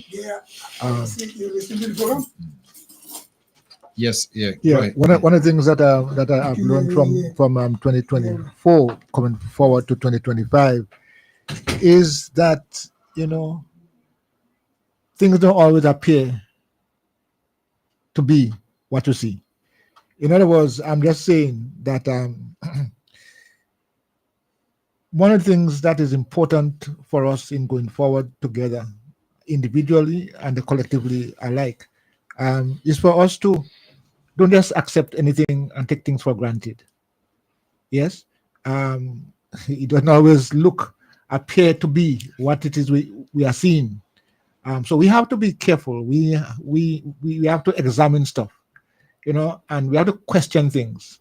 It helps us to be able to make a contribution when we understand it, and don't just accept and take things for granted. So my drive, as it were, if I were to use that expression, is to examine things I see, I hear, and I feel and I touch, examine them to see if really and truly what I'm seeing is what it is. Because we can't just take things for granted. Okay, just a second there. let me continue there. Vibes FM caller, thank you for waiting. Caller, come in. Hello, good morning. Yes, good morning, yes. Gentlemen, it's so nice to hear you again for the new year. I want to say Happy New Year to all of you, and especially Mr. Coy. Mr. Coy bless myself and my wife last week, not the week not the Monday gone, the last week, with some beautiful music. I was taking my wife, it was her birthday, and we were doing some driving, taking her out, and later on to have a meal somewhere. But the song that really intrigued us and really grabbed us was Nobody Wins a War. And I thought that was very, very appropriate, because these days you're only hearing about wars and rumors of wars, especially when I look at the situation in the Middle East, Gaza in particular. When I see children or babies and the limbs blown out and aided and abetted by America, especially now that we have Donald Trump in office, who's going to take office very soon, and I know he's been a supporter of Netanyahu. And I said to myself, I wish Putin and Netanyahu could hear that song, Nobody Wins a War. So I want to thank Mr. Coy for putting that song on, and I hope he put it on almost every time. Now, not long from now, we're going to hear that Trump is going to deport so many people, innocent people in America, and causing untold misery to a lot of families, in the sense that 11 million undocumented immigrants will be deported. And I'm not hearing pastors and other leaders of the world denouncing that kind of policy from the American president. A man who is convicted, as a matter of fact, 34 convictions to be leader of the so-called free world. And gentlemen, this concerns me a lot, because I sort of, I have zero tolerance for people who take advantage of children, young people, and especially the elderly. And this is going to have implications for us in the Caribbean. So I would like something to be done about the situation. I'm going to talk about the pension situation with the new government, NDC government, and the part being played by the trade union at a later date. But at this moment, the situation in America concerns me a great deal. So have a pleasant day and continue the good job. Okay, well, thank you so much for your contribution. Okay. Okay, 443-0101, 443-0101, 403-0101, and 458-1914. Just a quick comment there on what this caller was just saying, Mr. Solio. Yeah. And let me just get your opinion on that. It was mentioned about this 11 million undocumented aliens that would be deported or whatever the case may be. You really believe that's real? That would happen? No. No way. No. From my experience, That's part of his hot air. Yeah, that's all. A lot of the people, so-called illegal aliens that Trump is talking about, is the backbone of the American economy. Yes. I mean, food suppliers and all those good things. So Trump ain't going to fill himself and do it. See, Trump is looking for, he's showing out red meat to his base. Yeah, that's all. That's all. That's all. You can't deport nobody. As a matter of fact, if you talk about aliens, just start with the wife. Which one of them? Huh? Which one of them? The current one. Okay. Yeah, so leave Trump out of the equation. But I just want to make a point here and ask a question, really, because your guys are the ones who mostly have spent many years in United States. In the United States. Why do we? Why are your guys saying that wouldn't happen? And I've seen in news recently, because I follow them all the time, that Elon Musk. Some says deputy president, some says president, some says whatever. But yes, he said that he's giving half of his wealth, of his wealth, which might be something about $2.5 billion. $2.5 billion. Yes, half. I'm saying to facilitate the deportation. The deportation. Okay. So I'm just saying. I'm just saying. So Leo, before you answer, hold on, that's debatable. I have some calls just waiting there. So let me just take one day quickly. Vibes FM caller, you on? Caller, come in. Hello, good morning or afternoon? What is it? Afternoon. No, it's morning still, man. Right. Morning Good still. afternoon. Okay. I'm calling from London to wish you all a happy new year. Okay. And looking forward to the programs for the year. Okay, all the good work for the year. Happy New Year to you, sir. Yes. Well, Okay. thank you so much. Thank you so My much. first day back at lessons. Okay, back to school. All right. Back to school. I hope you have a socks on and your right shoes in the foot. Eh? Yeah, where I am. Okay. All right. I'm in touch. You know, there is a case I think I would like for you all to pick up sometime soon about this red millipede. Oh yes, that's infesting the place. I've been following it in the south of the island. Yeah, you seem to have been making a big impact. You know, yeah. Okay, all right. Thank you so much, Carl. Okay, let me get back to you. So okay, bye now. Okay, bye now. So Leo, Koi just asked a question there, and you were going to respond. Yeah, about this Elon Musk giving some money towards the deportation of... No, but he said, I was a little worried because he did me a bit of a Jenny Mats there. How you said 2 billion? 2.5 billion. Yeah. Half his wealth? Yes. The man have more than that in the piggy bank. I know. 200 and something billion, not... Oh, yes. Not two. Not just two standing by itself. 200 plus. Yes, that's his also. Correct. Yeah, but I'm just saying, you're correct on that. But I'm just saying that he says, okay, he's committed to that process. And you know. Watch. If you live in New York, hold on. You live in New York. You know that can't happen. Can't happen. And not even that. The population, the working force in the US is built on immigrants. Yeah.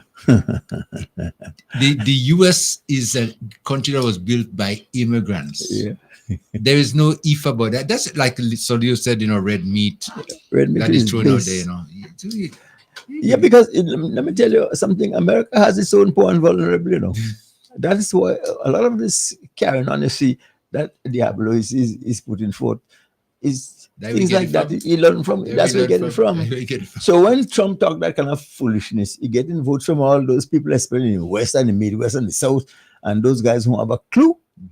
They, as far as they're concerned, America, the world starts signing with America, So nothing else is happening. They know nothing. You'll be surprised to know for a country that is so industrialized and so progressive to have that many dummies in it.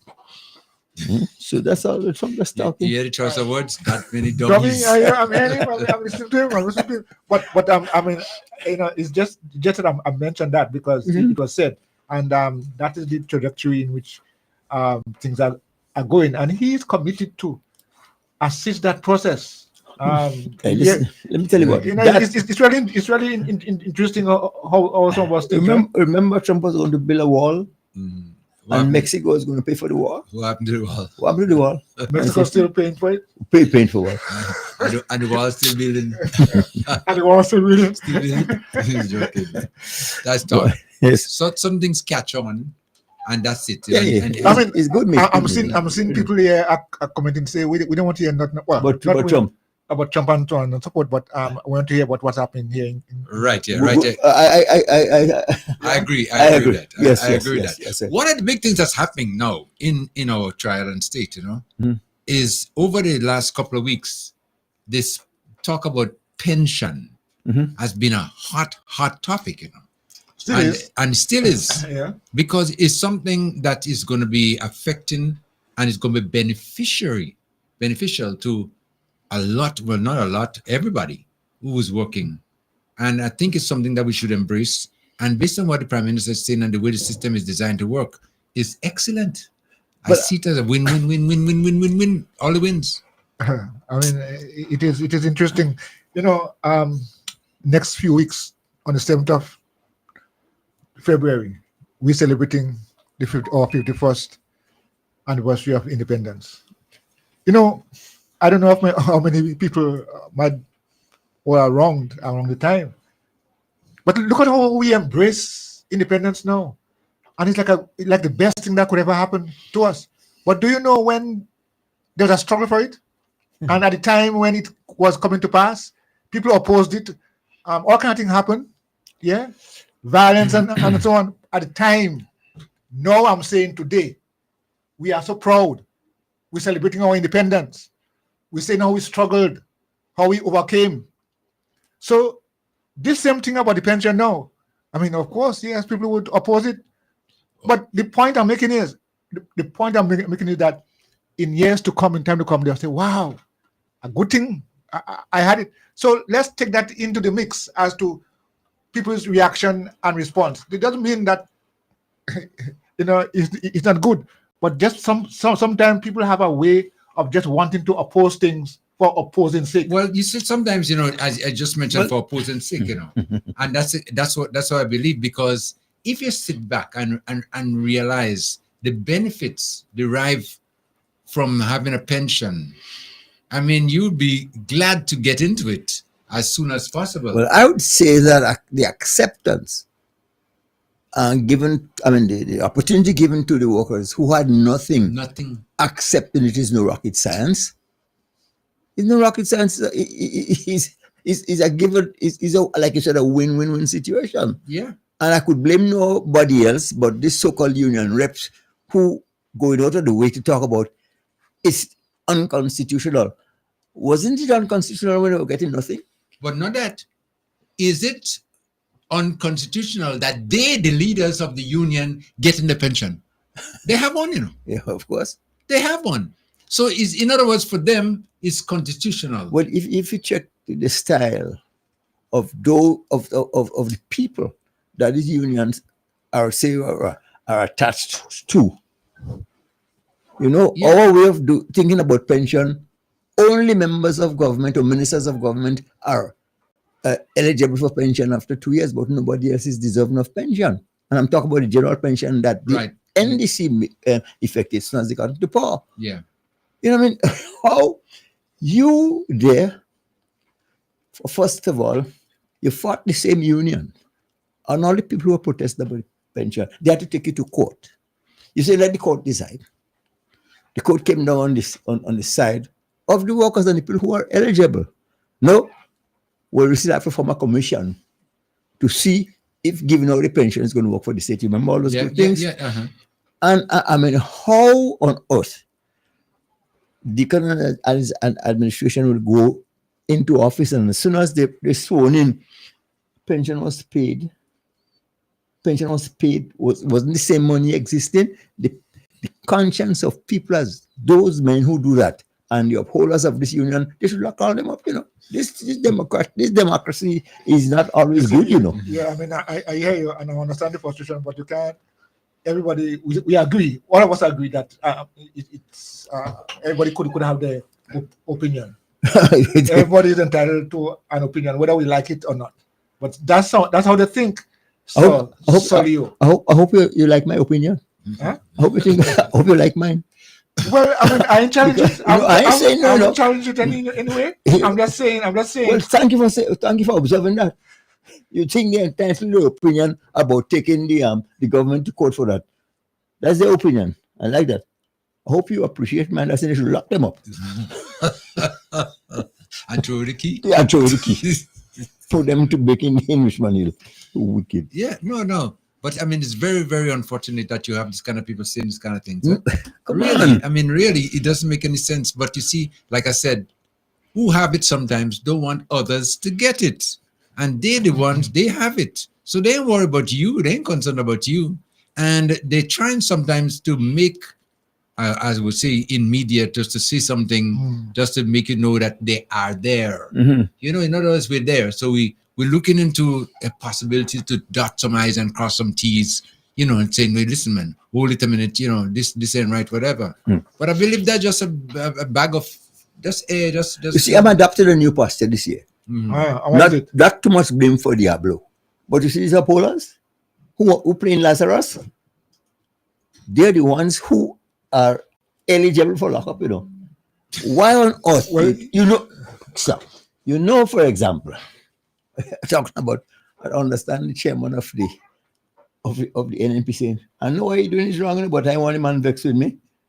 The chairman? Yeah. If I tell him what you're doing is wrong, you're vexed with me. So why are you upholding this nonsense? So you must destroy the entire population because you want him vexed with you? Well, I don't understand. People, where our consciousness go? No. I think that program we spoke about this morning, Paul. What it is? Yeah. I think that should have been applied here a long time, because we would understand. We would understand that we have to apply common sense. Vibes FM, caller, turn your read it on a little bit, caller, you on now? Yes. Okay, good morning. Hello, Good morning. Yeah, okay. Greetings to you all. Happy New Year. Thank you, and same to you. Happy New Year too. Thank you. Yes, Brother Coy, greetings to you. How are you doing? Okay, yes, I'm hearing you. I'm very clear. Yes. Good morning and greetings to all the folks. Yes. Yes. Glad well, hearing you too. Yes. All right, I'm making 2 points. Yes, one, I'm deviating a bit, and I'm coming back to where I should be. Are they good? Are they good? Yes. Yeah. I want you all to listen. I'm very strong to international news. Mm-hmm. The propaganda in the world is very dangerous. And small islands, we have to be very careful what we hear, you know? Because the media we have now, this little cell phone we have in our hand now, is the most dangerous weapon that could have ever been. It's worse than a nuclear bomb. Because you have a nuclear bomb and that control, you have nuclear codes. You can't just detonate a nuclear bomb because you have to go through a protocol. But propaganda, you just pick up the radio, you just pick up the cell phone and you speak. But so I want everybody to be a little careful, because one of the things that was said this morning, I think I'll tell Coy privately, because somebody in the United States was charged, not charged, they were sued for $80 million by Elon Musk for making a statement and saying he was the president. So always make a disclaimer at your end of the thing. Those views were just operational views. Caller? Yes? As a matter, I'm worried about... No. Yes. I'm worried about that. They could sue me for 100. I want to send you the clip just now. But listen now, caller. I'm saying... Yeah, I'll send you the clip just now. Listen to me. I'm not worried about Elon Musk suing me for 80 million. He could sue me for... He could sue me for 800 million. Because I know you ain't getting it. So, he's like sooner. He could sue me for 80 million. It's just... Yes. You're getting the next wall. We're getting 80 million to give Elon Musk. I care if he win. If he sue me for 80 million, he's wringing a dry cloth. You're nothing to get. I said, if you sue me for 80 million. But the point I'm making, political environments are very charged.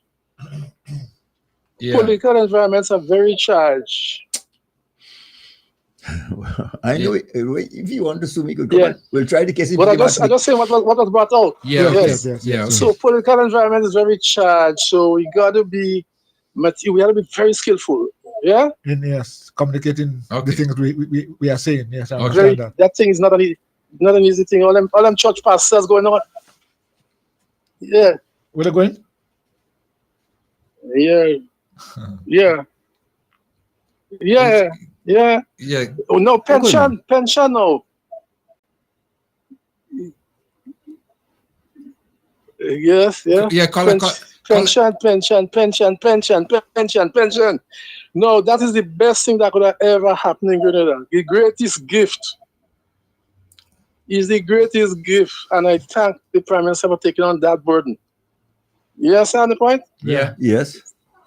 Yeah. And a young man as that to take on such a burden is a gift from above. That is not a risk because he was resolute to go through it. The weight of what came against him from inside the civil service and inside the politics and the trade union, we have to say, blessed be that man, boy. Definitely. So, I tell you, yes. Yeah. Yes. Okay, go on. Yes. All right.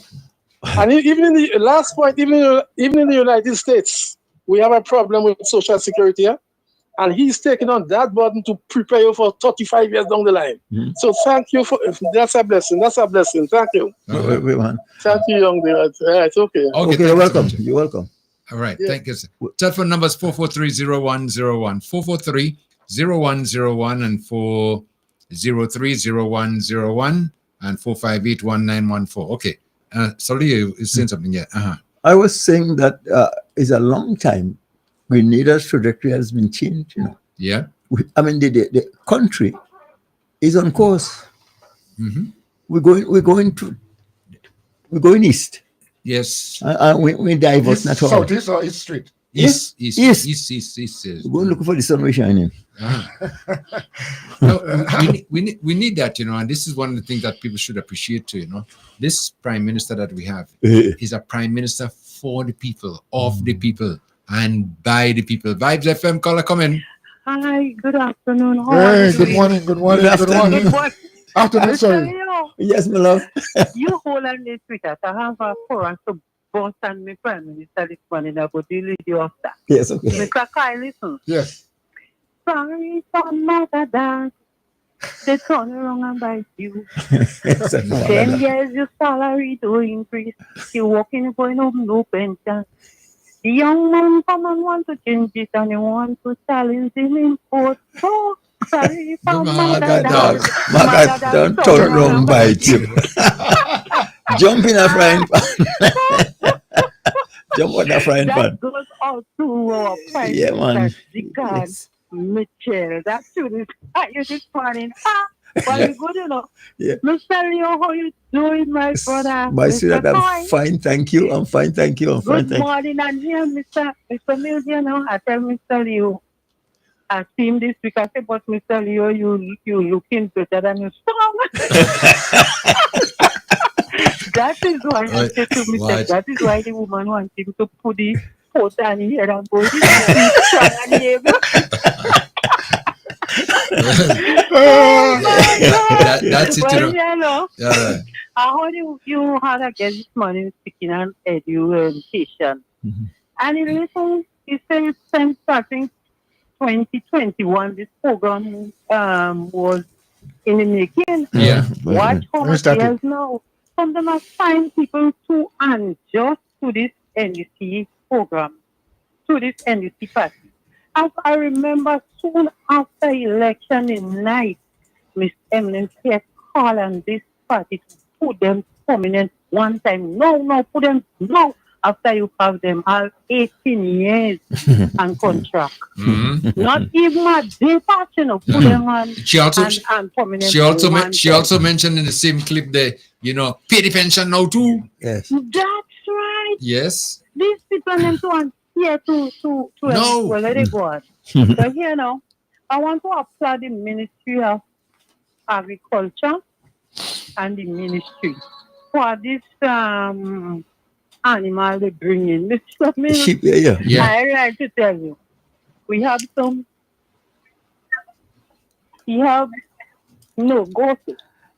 He have some people, they have some animals. What you have you have a man, you have about, if he kills 20 sheep, he could only get 5 pounds from it. And this ministry come and getting rid of insects. Because when you have some sheep and goats, they're making children with their mother, they're making children with their sister, and them, this animal and them looking, they're so stunned. Put things in dry down off with flesh in the meat.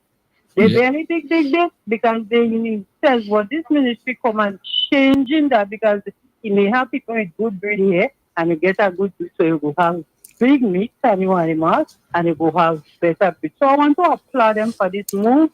For years, I never see that.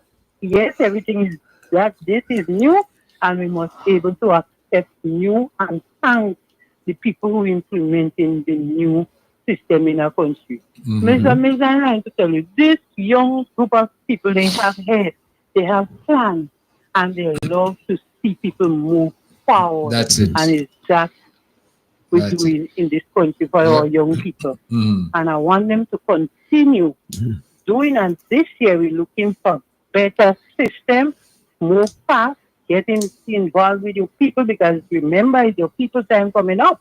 And I will hope and pray that they do much better for the people of this country. Thank you. Okay. And Mr. Bill, Yeah. I love you. I love you too. I tell you, when Solio come and tell me that he was with you, I feel jealous, you know. And let me tell you why. I enjoy me hug. You know what I mean, right? When I watch the hand, I see no dog in the hand, so I say, "Boy, let me take me hug." No dog. It was a very good first time meeting with you. Yeah. We talk and the program, but never seen it. So I'm so happy to see you today, darling. Yes. I put a face to the voice, and I want you to know I love you so much. Yes, same here, And love. Mr. Major, remember for the Christmas I was inquiring about a young man from Carrico? Yeah. Well, I'm missing. He come here this week too, Uh-huh. and I was so happy to see him. Right.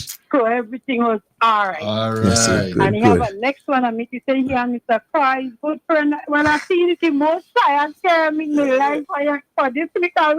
The solid Congo man. So I just want to say good afternoon to you, Congo man, and Larry, good afternoon to you. Yes, And all the Kaya. Yeah. Greetings to all of you. Bye-bye. Bye-bye, love. Same here. Have a Yes. Happy New Year. Okay, darling. Okay, Take care, bye-bye. Good. Oh, yeah. Yeah. She's so sweet, eh? Oh, I don't And you know the nice thing about it, whenever you hear her voice, you know she come in and what? Let me Lego something on all this. Yeah. Yes. Yes, sorry for Sister my brother. Brenda, thank you, man. Thank you. That's the Prime Minister's favorite song. You know? Yes, You love that song. You know? sorry for my brother. Sorry I'm for going to my run God, by yeah, it, you. yeah, you love that song. Jump out the frying pan in a fire. In a fire. I don't think you are going somewhere better. Yeah. But getting back to the pension, as we were just discussing, you know, it is something I think, and I know that most employees would love it, in that there is something at the end of the tunnel for you right now. Well, I tell you, it's no rocket science. Know that. And you know the beauty about it is the contribution you have to make is just a 3%, right?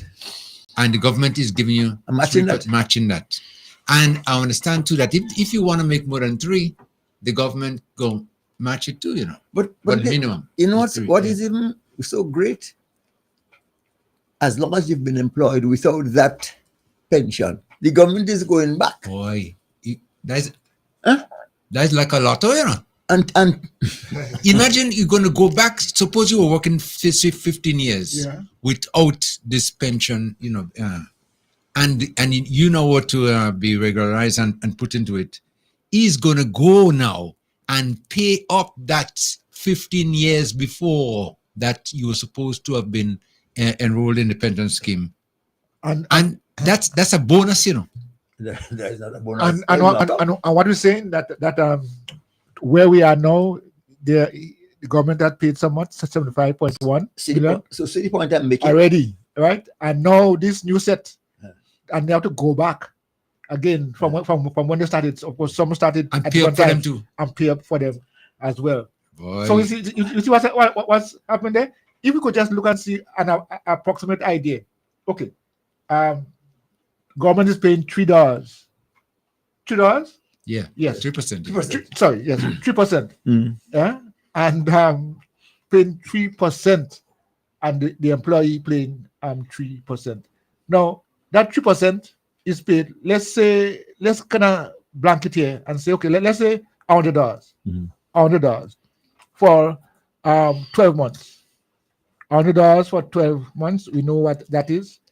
And so let's say you were working for the past 10 years. We're just trying to get a sense of where we are. Right. For 10 years. So it's 100 by 12 times 10 years. Right. Okay. Yeah. So you see the kind of amount of money government is investing again. These people. But you see, let me tell you what. And it's not only giving them the pension that they deserve, but in addition, is righting the wrong that was perpetrated on people for all these years. Yes. Huh? So what you want more than that? I remember very early in the game, Prime Minister Dick Miller said, "This is the largest amount of wealth a government has transferred to the people." You know what I'm saying? Is the money given to them? Yes. Yes. Hold on. Let me take a call, guys. Vibes FM caller, come in. Cell phone caller, come in. Caller. Yes, good afternoon, y'all. Good afternoon. Happy New Year. Happy New Year. I want to add my voice to the pension. Are you hearing me clear? Yes. Loud and clear. Loud and clear. Yes. I want to add my voice to the pension in that I want to speak to the unestablished workers and people in the private sector who will eventually gain from this pension fund. I have to say congratulations to the government on thinking of such a plan, but the unestablished workers, there might be some who may be sidetracked and may not be understanding what's happening here. I am saying that the pension that exists right now are for people who were hired by the Public Service Commission. I do not see anything unconstitutional about this new pension plan that the government is offering, because the one that exists right now is built into the Constitution for those public workers who were employed by the Public Service Commission.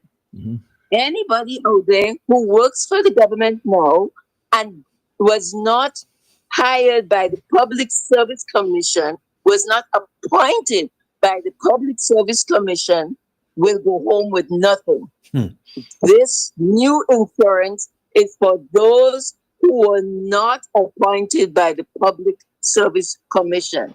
This is the easiest way I can explain it in case anybody has any doubt. The good thing is that the government is planning on expanding the program to all workers outside of the public service, which means every Grenadian who is hired, once this is effective, every Grenadian will go home when they retire with a pension plus their NIS. What could be better than this? I wish I wasn't retired yet. Thank you very much. Thank you so much. Yes, ma'am. All right. No, this caller is right, How you mean? Man. I mean, I tell you what, it doesn't take much thinking to see the benefit in that for you. So the same union leader who was demonstrating day after day to even get a pension. Now you come and talk about what's constitutional and what's not. See my point? No. See my point? So what I don't understand those fellas. I see a lot of them as the residue, what's left of the old administration, and their obligation to old politicians. Those are pollers, them fellas. You can't be thinking about your people. And look at what they're benefiting from. But by the way, that interview with was that beyond the headlines with the Prime Minister? Yeah. Boy, I was so impressed there. And I was sitting there in front of television and I'm focused and hooked. And every two things that come out of the man's mouth, I was saying to myself, the benefit of education. Yeah. When you know what you're talking about and you begin to dance, you could handle yourself. Yeah, definitely. But I like the line when they question him about, what do you think of what's going on in the NNP now? Oh. And he said, well, I'm minding my business. Yeah, no comment. Well, I'll add something to that. Drink water or draw the water for you. he could do some more. Drink water and mind your business. Yeah. And you're willing to go and draw Yeah, I'll water? go to the water. I'll go to the and draw the water and bring for him. And not in the pipe? Not in the pipe. I'll go and draw the water for him. Vibes FM, line 9 caller coming. Good afternoon. Yes, hello. Uncle Leo. Oh, let's love good Mr. night. Mills. Yes, how you do? And the next one, Mr. Coy. Mr. Coy. Happy New Year to yours. Thank you, and same to you, my love. Same to you, same to you. You know what the union what the union leaders is? Yeah. I don't want to repeat it. Please don't. What Kem does say. I know that. And this man, he knows when he retire and ready to go home, he know he will be going home with something good, and he know he will be well off. So he don't want his members to be in his footsteps, to come out and be like that. When they come out, that they could maybe send the children to a university, or they could buy a car, or build a nice house and to sit down and to enjoy their life. He don't want that for them. So that's why he's trying to tie up their foot and tie up them, like how they tie up crab. And then he gets some lawyers who say they are lawyers and they know the law, and they know too much of the law, and they know the Constitution too much, that they always figure Section 3 and Section what and whatnot and coming out to make the workers feel as if what the government doing is wrong. But what this government doing is too good for these workers, because they could allow them to stay working, and when the time comes, they could say bye-bye, have a good time, go home, and what you going home to? Nothing. Nothing. When if NIS, if the month have 5 Mondays, you're getting $300, you may get $350 when you have 5 Mondays. When you have 4 Mondays, you go only get the 300, and that's what they go live for. And then after, they still have to come back to the government or come back to somebody, and you have to go and either walk, do a security work here. A lady may have to go and do a little work in somebody's house, cleaning, to make a living, to get a medicine, to buy her medication and whatnot. So you see, these people, they never want good for these workers. But this government and this young man we have here as a prime minister, that God sent, that come to relieve us, the people from bondage. He see the light, and he see from far. So you see what was going on, and you see how these people would be going back to poverty. You say, no, I cannot allow that to happen. Look what I'm going to do for y'all. But these people never want good for their members. So Mr. Coy and Mr. Ting, we have to just leave these people and them. And you know what I mean? We have to say sorry for them. Because these union members and union leaders and them, they're no good. And if the members and them try to follow their union leaders, they will be ending up just like the spider in the web. They will be tying up. Yeah, definitely. So, y'all gentlemen, have a good day. Thank you. Thank you. Thank you. Okay. 443-0101. That's the number you call. 443-0101, 403-0101, and 458-1914. I mean, every time I think about this pension, and I think about this government trying to implement and make the lives of people much better, I feel good. I just feel good that, we have somebody who care about the workers, care about the people in the country, and trying to build them. And out of this.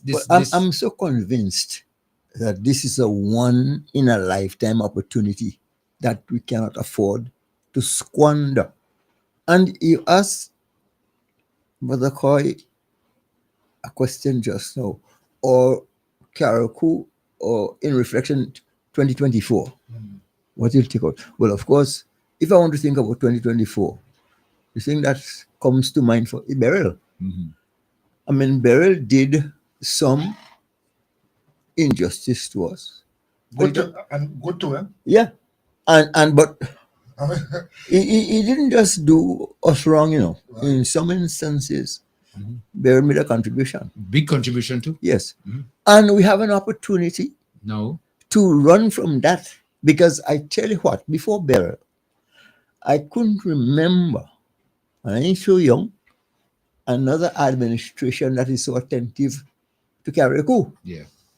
And Beryl just just added to that exponentially. Yeah. I never seen so much attention paid to Carriacou. And if we can't see that, and if we want to repeat some of the foolishness that we've been doing all along and business as usual, we deserve another burial, you know. The good part. No. Yes, I hear you say, but the good part, because there are some good things in burial. Yeah. And if that's what you're saying, I would agree with you that we need another burial. But that part of it, we think are going to be done differently. Well, I don't know if there was a test or if it was a teaching, but we must see and observe and do the right thing for us. Because, you know, how you won't tell me Carriacou and Carriacouans have been taken for granted too long. And people see us as, well, as they say, who? They, you know what I mean? Right, yeah. So it's stupidity you're living in Carriacou. You know, we could do them anything and get away with it. I mean, that's what's been going on for the longest while. Yeah, You know? and you get an opportunity to shake yourself from that. That's why. I mean, the leadership on being under Diablo for all this time, we have not gone anywhere. Period. No, in development. No way. And the programs that even the programs that are being suggested are so progressive that how you couldn't shy away from that. You have it at your doorstep. Make use of it. No, we can. There has to be some standard, man. Yeah. We nobody want to go in the garden. Nobody want to. But we talk about tourism. Now you think about it. I saw 4 power yachts. The big, them heavy people yachts. But those people come. I think they anchor outside there. They must have gone and look at the underwater sculpture, and they go. They even come in a show. You know, I wish somebody would tell them. You know, if you go to that little island, you can at least get a nice little souvenir. We get a history of the island, or something that's going to attract them. That we know about that, you know. No. We just if you get a chance. I mean, nowadays is cola and toto, flush toilet. Not drum and wall seat. Why we can't take ourselves from that kind? No. We have to do better than that. We have always been complaining about the attitude, the approach, why we can see the things that are natural and normal. You know, we have all been complaining about that. Do you think? Do you think, and the comment that you made a while ago, that Beryl did something good? Do you think that goodness that Beryl did would have reached other people so that they could, you know, rethink their ways? Well, I'm hoping so. Well, I believe so, because you see what has happened over the years. We have been very, what I should say, maybe lackadaisical, you know, thinking, our actions, doing, and we're not been far from being up to speed and reality. And what has happened now with Burial now, it's like an awake call. Yeah. That's what it is, It's an awake call to tell us, hey, guys, come on. Well, see, I tell you, check it out, even through the Grenadines, the immediate area. Carriacou lead the league in backwardness, Oh, there's a league? Huh? There's a backwardness league? Yes, we did the league in backwardness. What standard? That's embarrassing. How you body? I wonder, but I must say because I'm a kayak. Carriacou leads in the backwardness league. Yeah, they lead the league. In the region. MVP. Most value. MVC, more valuable country. Why we can't think ahead? And everything is good, so Japa. Look at this. We should be arguing to get the roads and so things. We have all those properly done, eh? Yeah. It is a time to, and we talk about build back, but there's a time for us to improve. But you're talking about build back better, so Leo, and I just hope that's not just words, we just have academic slangs and slogans and so on. Yeah. So build back better. I mean, okay. I can understand what it means. But where is the reality of it? I'm seeing buildings and people building back, but not better. So what are we saying? Oh, I'm seeing even business places. Yeah. I'm hoping this time around that there's going to be an ultimatum to some of the people in Hillsborough, use it or lose it. Yeah. Bill clean up or this thing? What would it beat them? Not that. Like the For Veterinary? the longest, no, you just mentioned Hillsborough, and I'm very passionate speaking about Hillsborough. But I'll tell you one thing, we for the longest while have been looking at our town and been making suggestions and hoping that changes are going to be made, to brighten, to enlighten for the longest while. And I think at this point in time, Sergio, we have the opportunity to move that needle to where we want it to go. We have the opportunity. Now, who could tell me that you're upset with Beryl for removing everybody's? Everybody's that was a name before. Yes. Okay. Right. Who no. The facility, the development, this thing in Hillsborough, the epicenter, the heart of your town. Listen, almost, you just talk about that, Sergio, but almost everyone I spoke with, the first thing that came out of my mouth is say, thank God that building gone.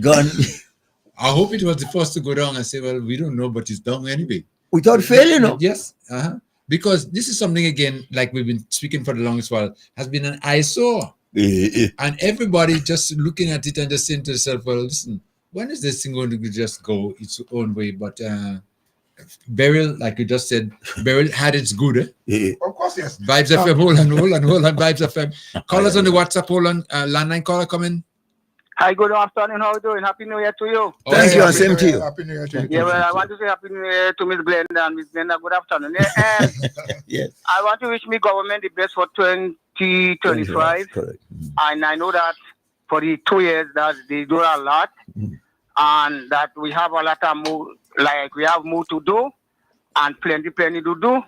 And after the budget, that I know a lot of works will be coming out, especially in my community, where the NNPM, the candidate run and they get whatever to be to get ministers. They never do nothing in my community because right now one thing is have a drain. I need a proper sleep, running drain water and blocks that I need in my community. Nothing else. Okay. Fine. Yeah, nothing else. So I hoping that after the budget and whatever, it could be like next year or whatever, like August, September coming up there, that I want them to put out some work here on the left, right, center. And I know that they are doing a lot. I want to say a special good morning to Miss Kevin and Happy New Year to Miss Kevin and to all the partners and them, to all his ministers, that the MPs and them, a special good morning to the Prime Minister. And I know that they are working very, very, very hard. And Miss Glenda, after one of your sister yesterday, yeah, after one of your sister, so I want to say Happy New Year to Miss Glenda again and good afternoon to Miss Glenda. Yes. Okay. So, okay, caller. I'm listening still. Okay, thank you so much. Yeah. Thank you. All right, yeah. Okay, bye-bye. Next caller come in. Caller, your next caller. What's up? Caller? Hello. Yeah, hello. Happy New Year to everybody. Okay. Happy New Year to you as well. Mr. Coy, Hello, how are you? you must be careful next time, okay? In what way? Don't mix up Diablo with the Honorable. Mix up. No, I didn't. Don't try. You almost did that last week. I didn't mix him up. But however, yes, So I think you almost did. well, almost is not doing it, But I agree, gentlemen. I'll stop it before you get there. well thought of, so. Warn him before you get. And the next round as well, you say you were going to play a Jamo. You didn't play a Jamo. You remember that? When was that? Last week. I did last week. Which Ajamo? You see, there's only one Jamo. Mama can Jamo. There's only one. Yes, and so I didn't. But you play that. I didn't clearly, too clearly understand what you're saying now. That you said I said I was going to play Ajamo and I didn't play him. You played other song. Right, but okay, I recall. Did you hear me say? Right. I said, listen, that's not Ajamo, but I played it afterward. It was a glitch. Right. It was not an intention to say, well, I'm playing this and I didn't do it. It was a glitch, I mean, sometimes you press this and something else comes. Okay. Yeah, so yeah, but yeah. Oh, it means then that you're listening, man, attentively, even though I make a mistake. Thank you for listening. Thank you. Well, of course, I thank him. Thank you for listening. So maybe if you have with Diablo with Dr. Keaton or the Honorable, but just say Diablo. Okay. Oh boy. All right. We know where we coming from. Okay. I hear you. Okay. Okay, sir. All right. All Okay. Thank you so Okay, much. man. Next line 9 caller coming. Line 9 caller coming. Your next caller. Hello? Yes. Hello, you're on. All right. Kim, Milton, I Hi. just parked on my party just now and somebody was in the car playing the radio. And I heard 3 times you all mention the name Caesar. Were you Michael talking Caesar. about Sandy? No. Kaka. Yeah. Oh, I was Up on worried there. I was just calling in to ask Megahausen. if you're all right. I called up some guys yeah. in Mount Pleasant, but they wasn't around to answer the phone. So, okay, finally, I feel better now. Yes, no, he's fine. He's fine. He's He's okay. fine. He's Okay, fine. then, He's cool. fine. Okay. Good one. Okay, I'm happy for listening. Okay, thank you so Well much. done, man. Okay. Okay. 443-0101, 443-0101, 403-0101, and 458-1914. Okay. Getting back. Yeah. That is the Kaiko experience. Yeah. You see this call last call there? Yeah. I haven't seen you. I haven't heard from you for a little while, or I hear this, I hear it. Checking in to find out. Not just nothing at all. I think that is the kind of spirit and community we want to build. If I see you, Leo, Yeah. find out about you. Not to necessarily find out your business, That's but what, I see him. All you doing? that's how you could tell a vintage kayak. Yes. So when you say there's a Yeah. vintage No. one. Yeah. Does that mean also Kakabawi for Kakabawi? Yes, because sometimes our send boy in Karaku used to be Kakabawi for Kakabawi, but now it's Kakabawi for nobody, we gone through, No, I'm just, I think the attitude that we have to adopt Yes. is to be caring for each other. No community Find out. spirit wants to have bugger that with you, and we don't get to understand that if we do things together, we'll go further. Yeah, but you see again, what has caused that to deteriorate? Because that's the way we were. Oh boy. What has caused that is what we have to get rid of. Hey. And it's not slowly, but it's Well, almost I tell you who's the key culprit. You know, Political miseducation, Yes. Political miseducation. Yes. Then you're bound to work, or I go help you out. I'll give because I love you. and I want to vote. And I want to vote. So I patronize you. Yeah. Give you things. The idea that you don't see, tell the youngster, get up in your bed when daylight. Get up in your bed and you have to contribute. You can't wait for everybody to give you or the government to give you. So what are you doing in the world? Better young one? But this is what they've been taught. You see. Yeah, That's it. And that's where the problem comes from. And it's in the system, and we have to sort of try to weed it out, one way or the other. There's a lot of doing it because it's been going on now and I'll tell you, the young man or the what you want to call the middle-aged guy who's 40 years old, no better, because by the time he was 10 years, That's and when he he learns grew up. that. So that is well That's why ingrained in, ingrained in him. He grew up with it. Vibes FM line 9 caller coming. Caller. Hello. Yes, you're on. Yes, come in. Good afternoon. Yes, good afternoon. Yes. Good afternoon to Kim, Leo, and Mr. Coy. Good afternoon. Happy New Year. Thank you, and same to you. Return to you, my friend. Listen, I agree that burial, there is always good in anything. Yes. Burial, removing that old eyesore opposite the post office was a great job. Yeah. And I'm thinking ahead, what when the jetty is restored and it becomes Port Leo, they could put the museum right there so that what the people will see once they get at the boat. Yeah. Okay. It'll be a public spot for the museum to be relocated to that Okay. spot. Showcase, yes. So that's my contribution for the day. Have a good day. Okay. Man. Thank you. Okay. Thank you. Yeah, man. That's all. We can do a rendering and do something proper. When somebody come here, when they land on the jetty, first impression is the best impression, That's and you it. don't get a second chance to make a first impression. So we ought to know what are we doing. There's no attraction. In Hillsborough, there are no artifacts. There are no souvenirs that is say Karaku. Yeah. Made in what- Karaku, something to represent Karaku. Did they have at the museum? Huh? Did they have at the museum? Like cards and things like that and so on, or with boats joined and things like that. So no, I'm just asking. Yes. Yeah. So No, the no. museum. Well, there's a difference. We're talking about a little museum. A museum will go and get it. But a business. Okay. You know, Yes. if you go in Bakeway, you go in a shop and buy a piece of whalebone. Yeah. You could get a model boat, something that depicts Karakou. What happened to us?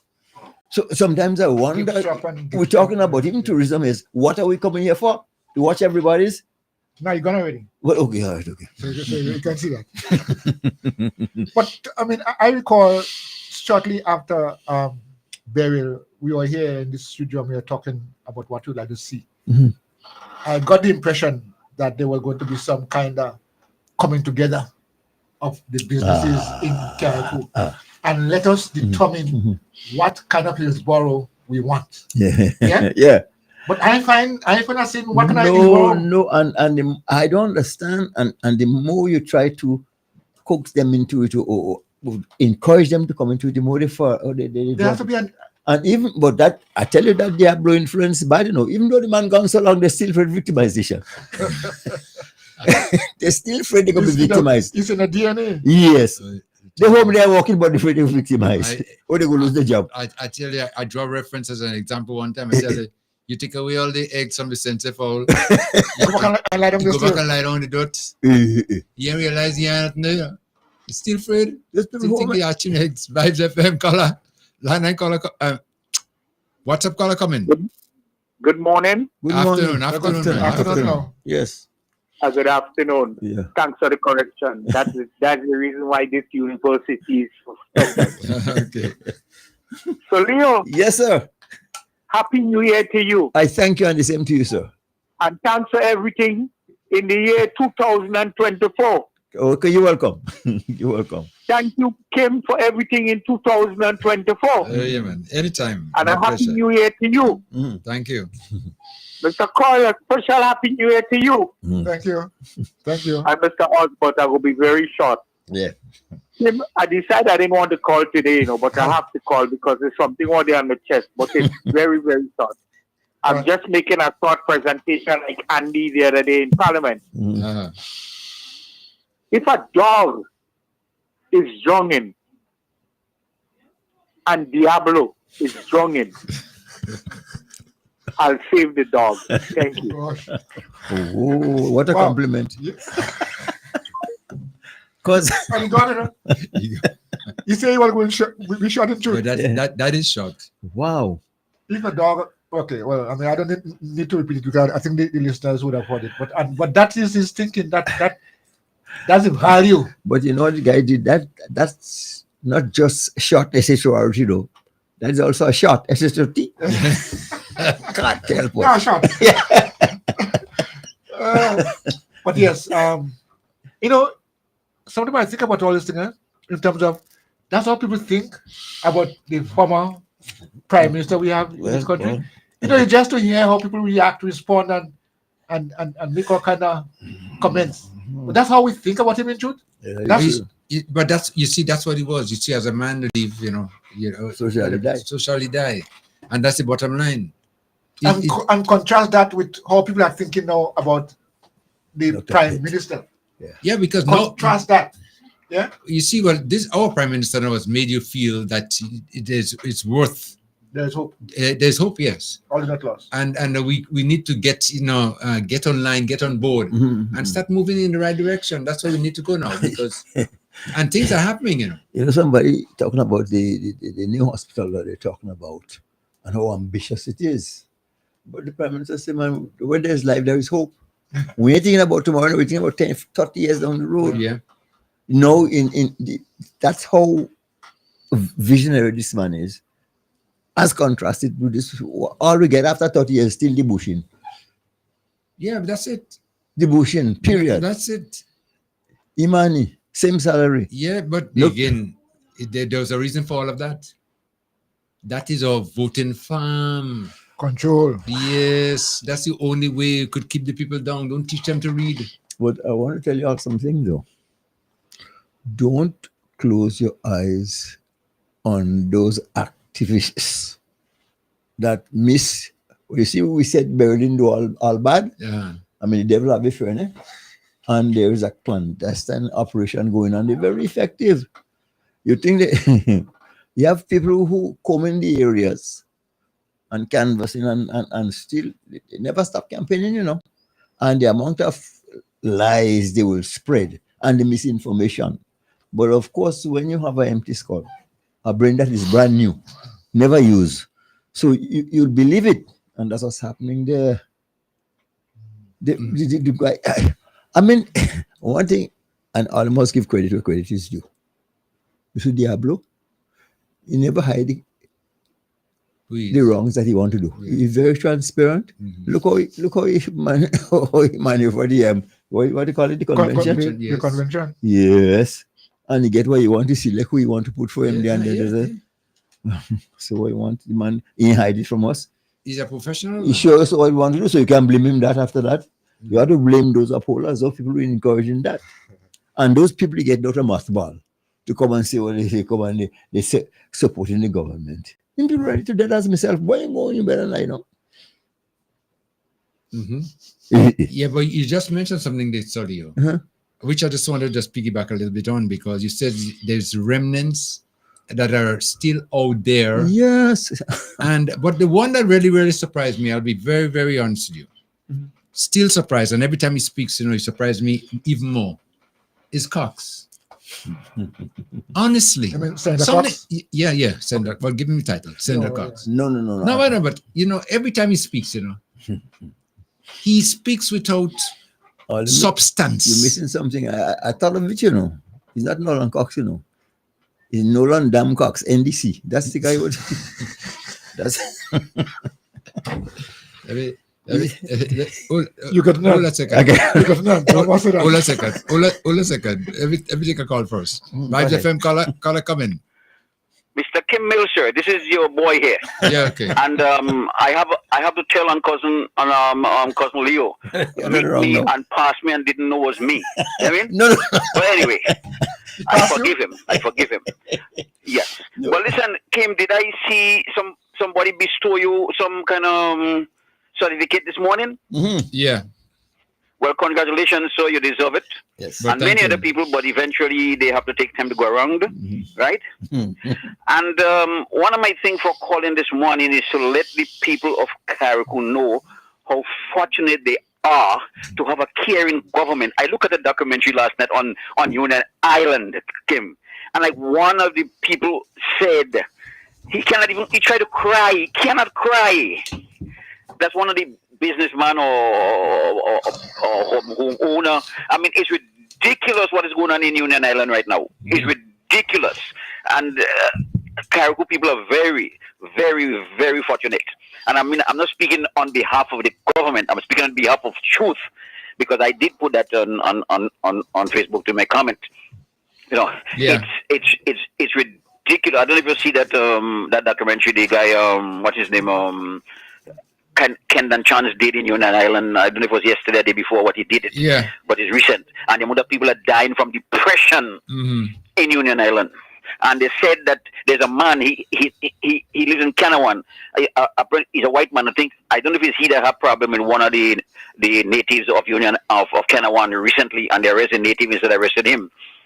The people of Union speak much better of that man than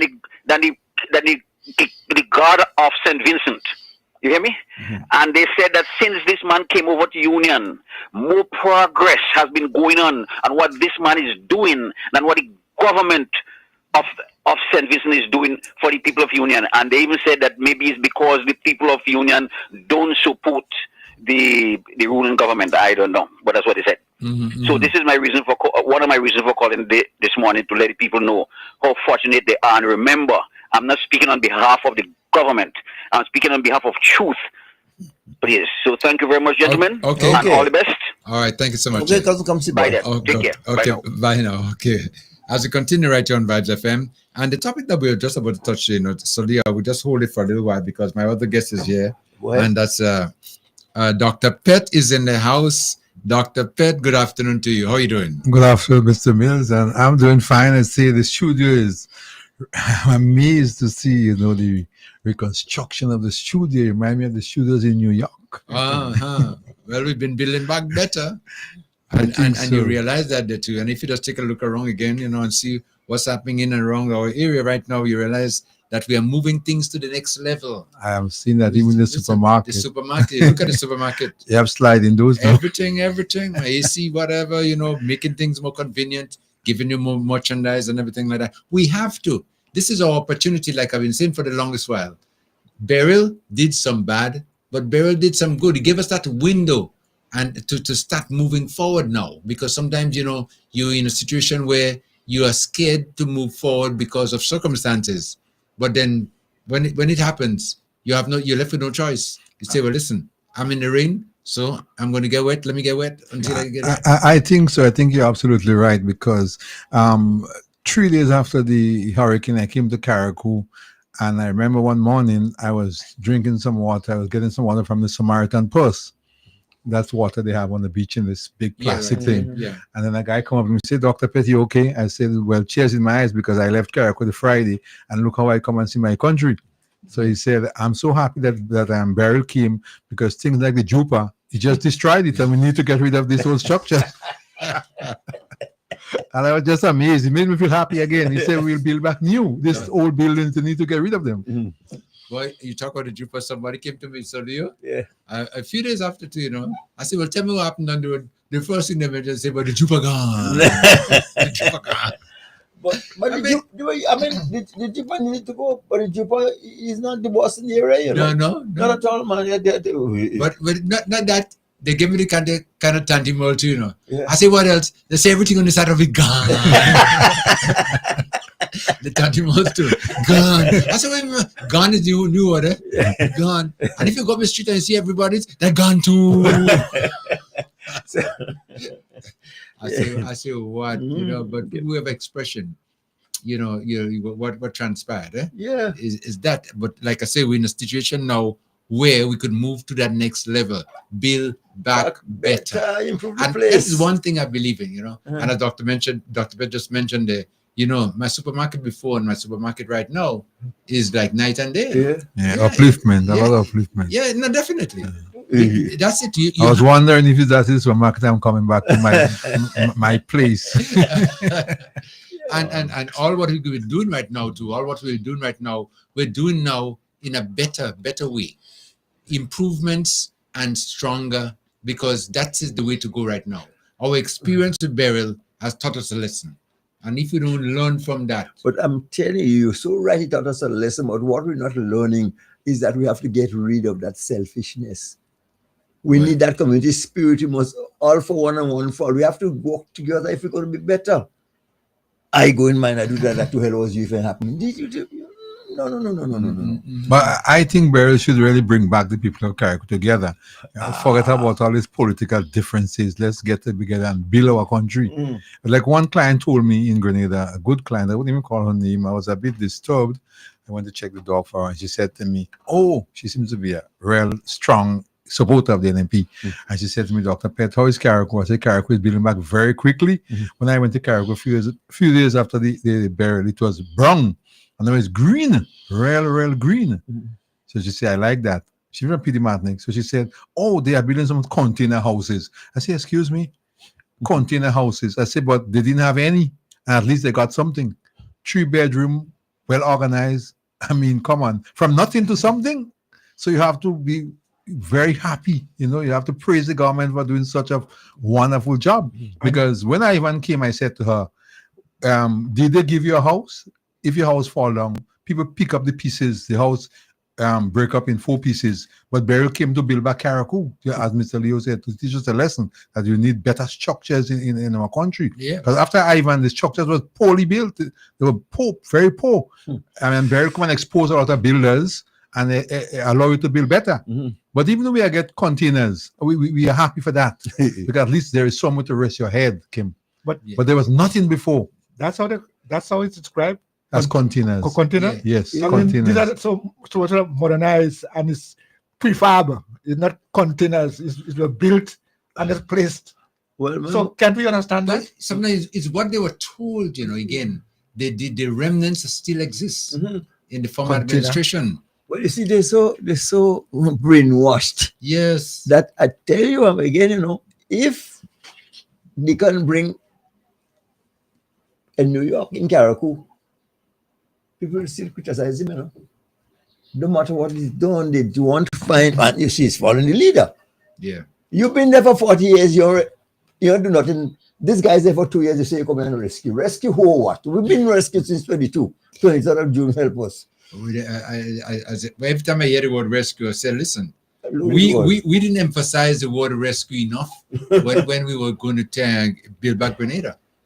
Because what has been happening for the longest while is out of this world. I mean, really, we have changed in the right direction, and that's it. It's straight and simple, you know.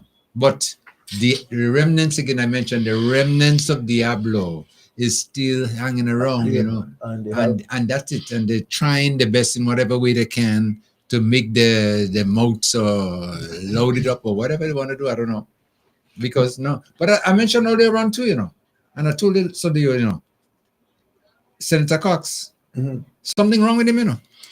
Well, in my view, something wrong with him. Honestly, you never hear. You always hearing. You heard a sort of propaganda and rumors he recently was saying on national TV. No, none of those guys are not senators. They're mercenaries, gone for hire. But no, honestly. But let me tell you, what's wrong with him? There are people who hear this, propaganda. I don't hear nothing. Huh? As a senator, as a senator, your information coming from you should be credible. You don't hear things, the rumors, and go and take rumors and go on TV or radio, whatever, and start broadcasting it. No, look into it. But for some reason, the propaganda and the negativeness that's in them, they just can't. Honestly, man, something wrong with him. But Kim, we had a bait, go and bait him in the bushery. I'm asking. Yes. But you know, a lot of people have been brainwashed even in Grenada. Because I have a lot of clients, and I usually, you know, they know where I stand, and they know I used to be a bad NMP, as I would say, as Kim say, tell them as it is, you know. Yeah. But I've transformed and I've seen the light and I've changed. Yeah. You understand? I mean, they're saying things like, when I go to them, where is all the money Tevin put more in his pocket? I said, nonsense. What kind of a thing you're speaking about? You're supposed to be educated. $118 million. What they do with the money? I said, what they do with the money? I mean, sometimes it amazes me to hear people with education, how they think. When I had to break it down for them, you know, and say, well, you have to do schools, you have to do the police station, you have to do the ministry, health centers, your health centers, daycare, right down to the bottom, and they're still not convinced. I said, what do you think is $118 million? That's not no money. That's little money. But for what you have to do for the country. Difficult. It's difficult for these people. That's why I was trying to indicate this morning, Sir Leo, that common sense should have really reached us before. The education project that's now going, I hope it will change that attitude. Change the attitude that we have now. Just can reason and think for our own selves. You know, we hear something and we just run with it. I mean, come on. Yeah, but you see, there's certain people that should not be doing that. That's my take on it. You know. Yeah, well, selfishness. No one at all should be doing that. No. But when you have like a guy like Senator Cox talking about nothing happening in Carriacou, nothing happening in Carriacou, and I hear. Yeah, I think what he would like to say, and what I think he should say, nothing wrong happening in Carriacou. Just nothing. Well, you mean put a word to describe, you know, the nothing there, you know. Yes, adjective rather. But the whole idea is that there's so much taking place in Carriacou right now. Anybody who's a genuine Carriacouan will be proud of Carriacou on the way we are moving forward. Well, I believe that he was complicit in this. That rumor that was being spread about Leo and Kim and the government financing us since after the election and all those good things. And that's why he's fixing Leo building and poor people ain't getting nothing. That is from the circle. Yeah, but you need to be better than that. If you see, the thing about it is that if you go about spreading rumors, you'll be known to be one who is just spreading rumors. So whenever you decide to speak the truth, or nobody will believe you, because that wolf you call him. That's it. Let me call. Let me take a call quick. Guys, take a break. Vibes FM, caller, turn your radio down and listen to me. You're on now. Morning, afternoon. Yeah, good afternoon, yes. How are you? All right, okay. Happy New Year to you and yours from me and mine. Okay, all right. I like that. Same here. Yeah, Mr. Leo. Yes. Now, what did my me tell you?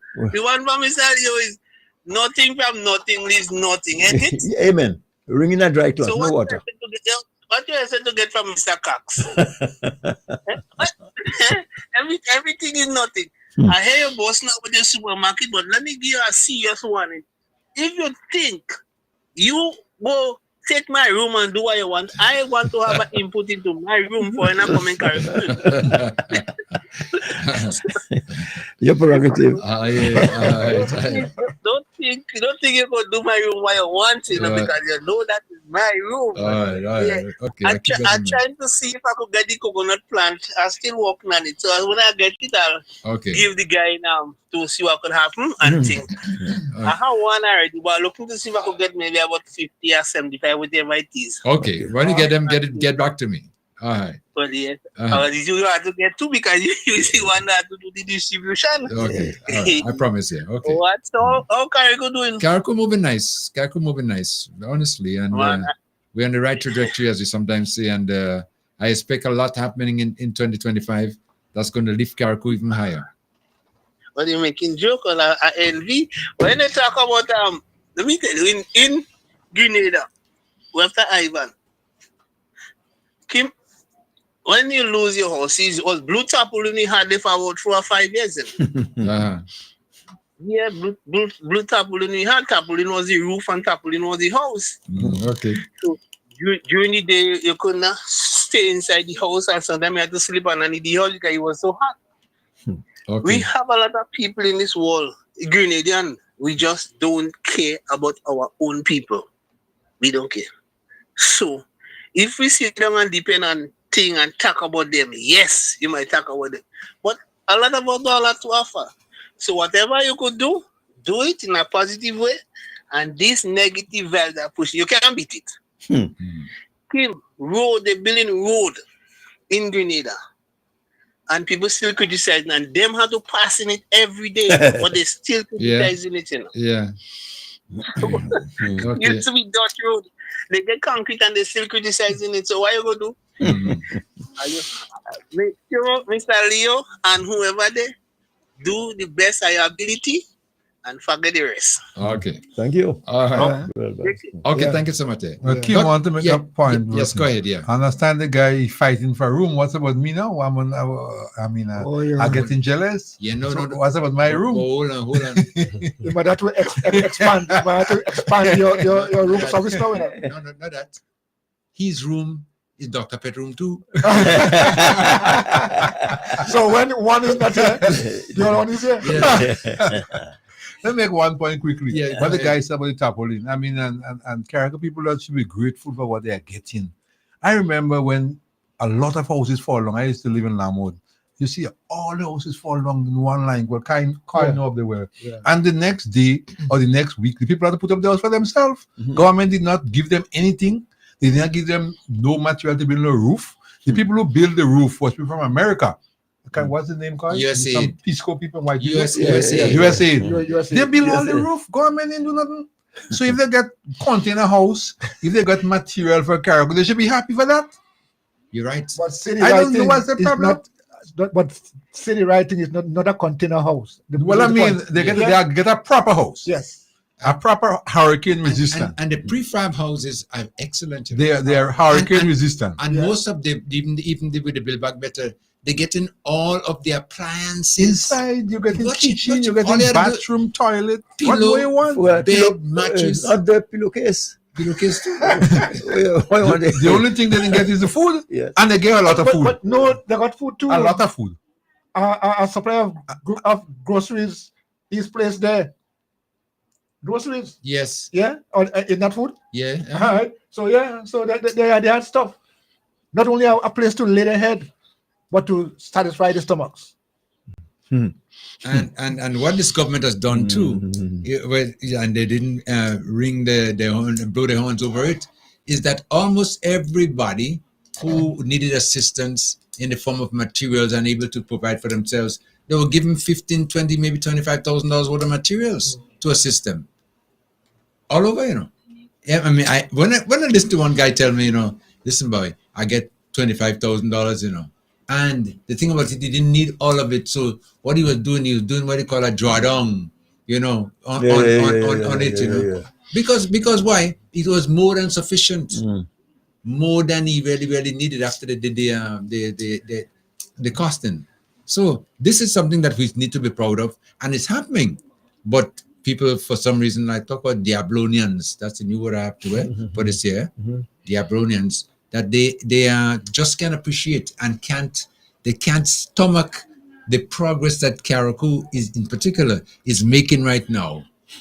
So they have to just talk and make a lot of noise. But Dr. Pett, let me ask you, in your profession too, you know, and then you've been coming here since after burial, whatever. 2-3 days after. Yeah, right, okay. And stuff like that.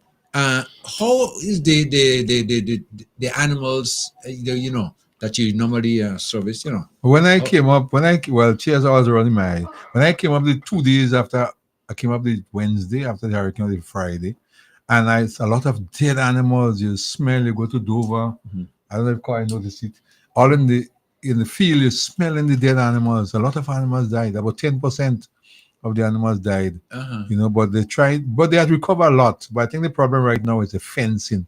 Government, they don't even talk about that. They only talk about houses. Government are giving fences, a lot of fence. People get a lot of fence. Yeah, I know that. Giving black tank and they're giving a number of things because you cannot. A lot of the animals are stray now. So once they start fencing, they'll get back the animals. You understand? Because Karaku is like India. People don't want to sell the animal. They have the animal like God. One person has 70 sheep, 70 goats.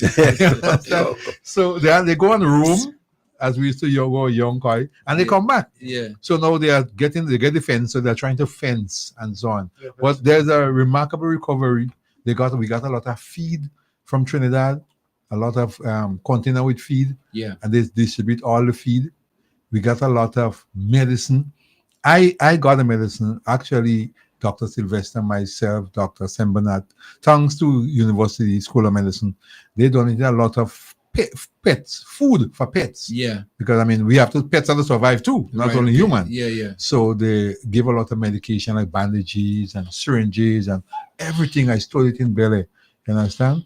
So we got a lot of things where pets is concerned and large animals, especially the feed. It was essential for pigs, for sheep, for goat, cattle, everything. It was given. They sent it from away from Trinidad and Guyana, other countries. So we fare well.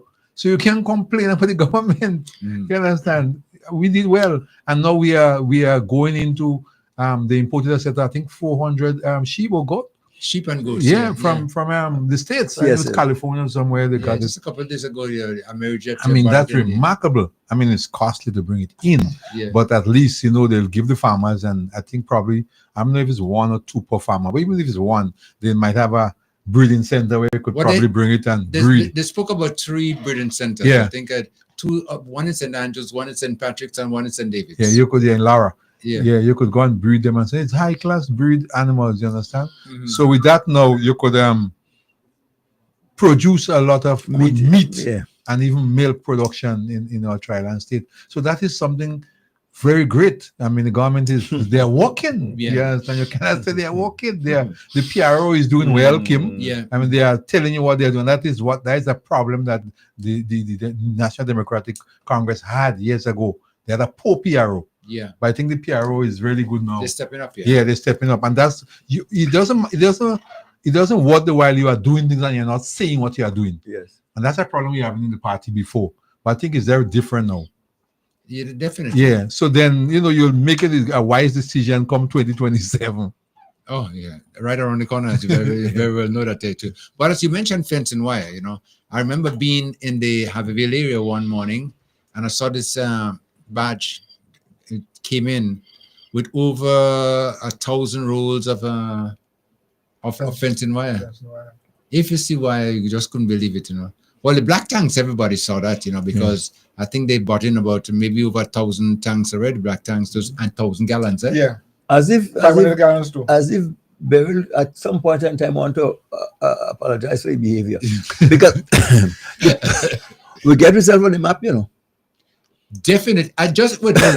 So Leo, I was speaking to someone just the day before, and said, "What has Beryl done for Carriacou?" Yeah. And stuff. I said, "Well, one of the things we should recognize is that the name Carriacou is now a worldwide international name, because people now are hearing of Carriacou, and what has transpired to is that we had people from the UK out in Germany, some of these organizations, it's Storm Chasers and these people doing all these videos. And when I sometimes look at the news, I just wonder that sometimes they can't even pronounce the Carriacou as we Kayaku. But we know what I mean.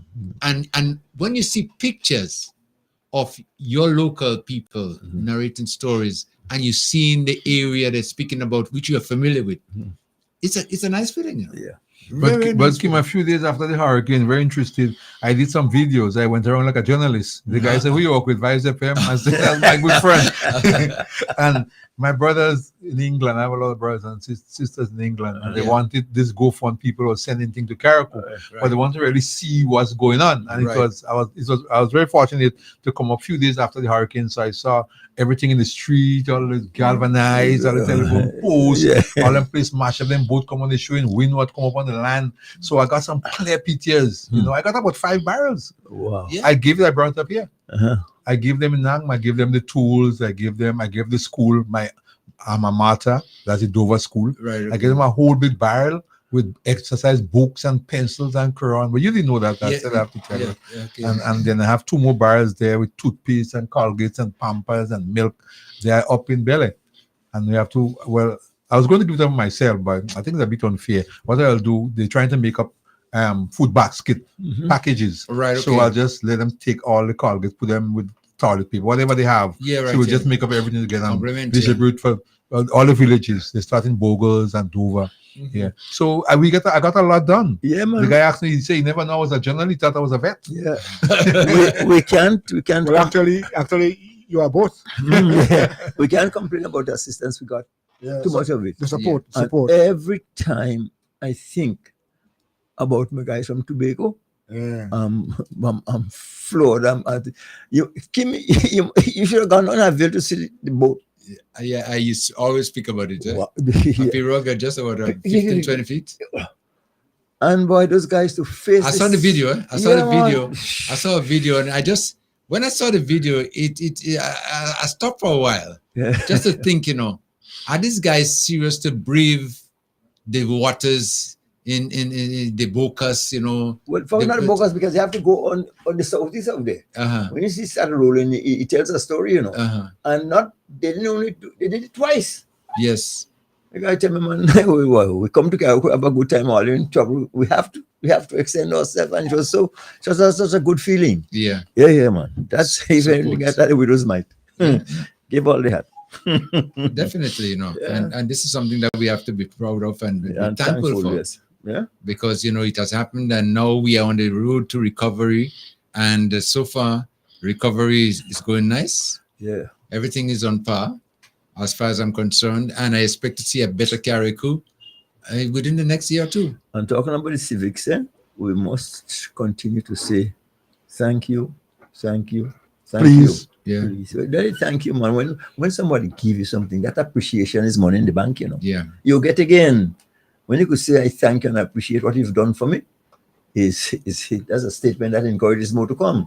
Yeah. But it's an investment. Yeah. But the first few days of the burial, people think, just as Ivan, we thought everything is over. There's no life. Yeah. But it was amazing to see a few days after burial, how many things came to Carriacou. What? I mean, they're refusing food at one point in time. When I go to Nangman, they say, Dr. Andrews, we have so much food here. People came. There's so many food, so much food for people. Yeah. They're refusing. Unbelievable. Unlike the first few days, people say, "Oh, we're going to survive. How are we going to get this?" People are biased, and everything just starts pouring in one time. Yeah. Everything. It's somebody, that's Samaritan Spurs. Yeah. And here and the railway. They want to come back in March or April, and they want to utilize the facility. How much? What is it going to cost? I said, no, for smart transport is free. Yeah. For all we get for them, we could have a goal to see which are these people and them. The effortless put forth. No, man. Well, that is nice though. Yeah. I guess they want to come back to maybe to continue. Yeah, and follow up on a few things. Follow up on a few things. Yeah. Man, come on, you man. Because I know that the water in particular, which they was giving out at the time, I mean, it was timely. What? When I tell you it was timely. Because I didn't know where we were going to get drinking water from. Because our water system, is usually operates with generators, in the tanks, to do pumping. And that was out of it for the first few days because you were not prepared for this type of devastation. You weren't prepared for burial. And I still keep saying up to this day is that how do you prepare for something like burial? I don't know. But these people who do these things and because they're used to this, they do cross every T and dot every I, Yeah. I had the opportunity to go down to the temporary hospital in Lauriston. And I felt I was in Kings County. Everything on point, man. What is going on? And they came here very quickly. Yeah. In no time they was here. And I understand that you are a beneficiary from the services. Yes. Yeah, man. No, and I know quite a few people who told me that they utilized the service. Yep. And they said to me, like, it was class 1. The best they could ever think about because they didn't anticipate that things of the nature could be done out of the hospital setting. Yeah. That's one of the problems, We don't realize we could move the setting of the hospital outside. Mm-hmm. We just figured this building that was designed to operate in a special way is where it all would take place. But outside of that, and when they were leaving too, I think they left the hospital behind. They left they left behind. Yeah, they left that behind. And speaking about leaving behind too, I remember there was a dialogue over the desalination water system that they were using. The desalination plant. The plant, yeah. Plants. But we didn't get that one. But anyway, I mean, we got quite a lot. Yes, we got. And we thankful for it. The desalination plant is accessible anytime because that's a mobile stuff, a mobile thing. So if there's a disaster in St. Vincent or let's say St. Lucia, it's available. So at least no one island can really say until they would have increased their stock. But I'm saying it is something accessible, available to all the islands once you are in distress. Yeah, I was told that too. Yeah. Well, that's very nice to know. Okay, let me get back to you, Dr. Pet, okay? Because in Carrico, and you've been going around here, there, and everywhere, and people still want the service of pets.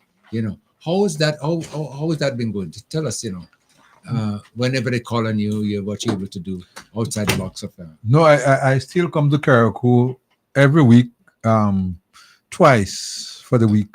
Yeah. All right. And when the hurricane, when Beryl struck or Beautiful Island, and the manager said to me, "Well, you don't have to come up every time." I said, "No. I'm working and I'm being paid, so I'll come up every time. Even though it's 1 or 2 animals I have to look at, I will come." So I've been coming and it's been increasing, the stock, people have tying the animals up and, there are cases, a number of cases. So I come up and I do the cases. Yeah. Even when I come up for a day, sometimes they might be a lot, but I come up in the morning, I go back in the afternoon, I come up for 2 days sometime, But things are catching up. Yeah. And we'll have a full scale probably next 4 or 5 months when once a fence around the place, things will be much better.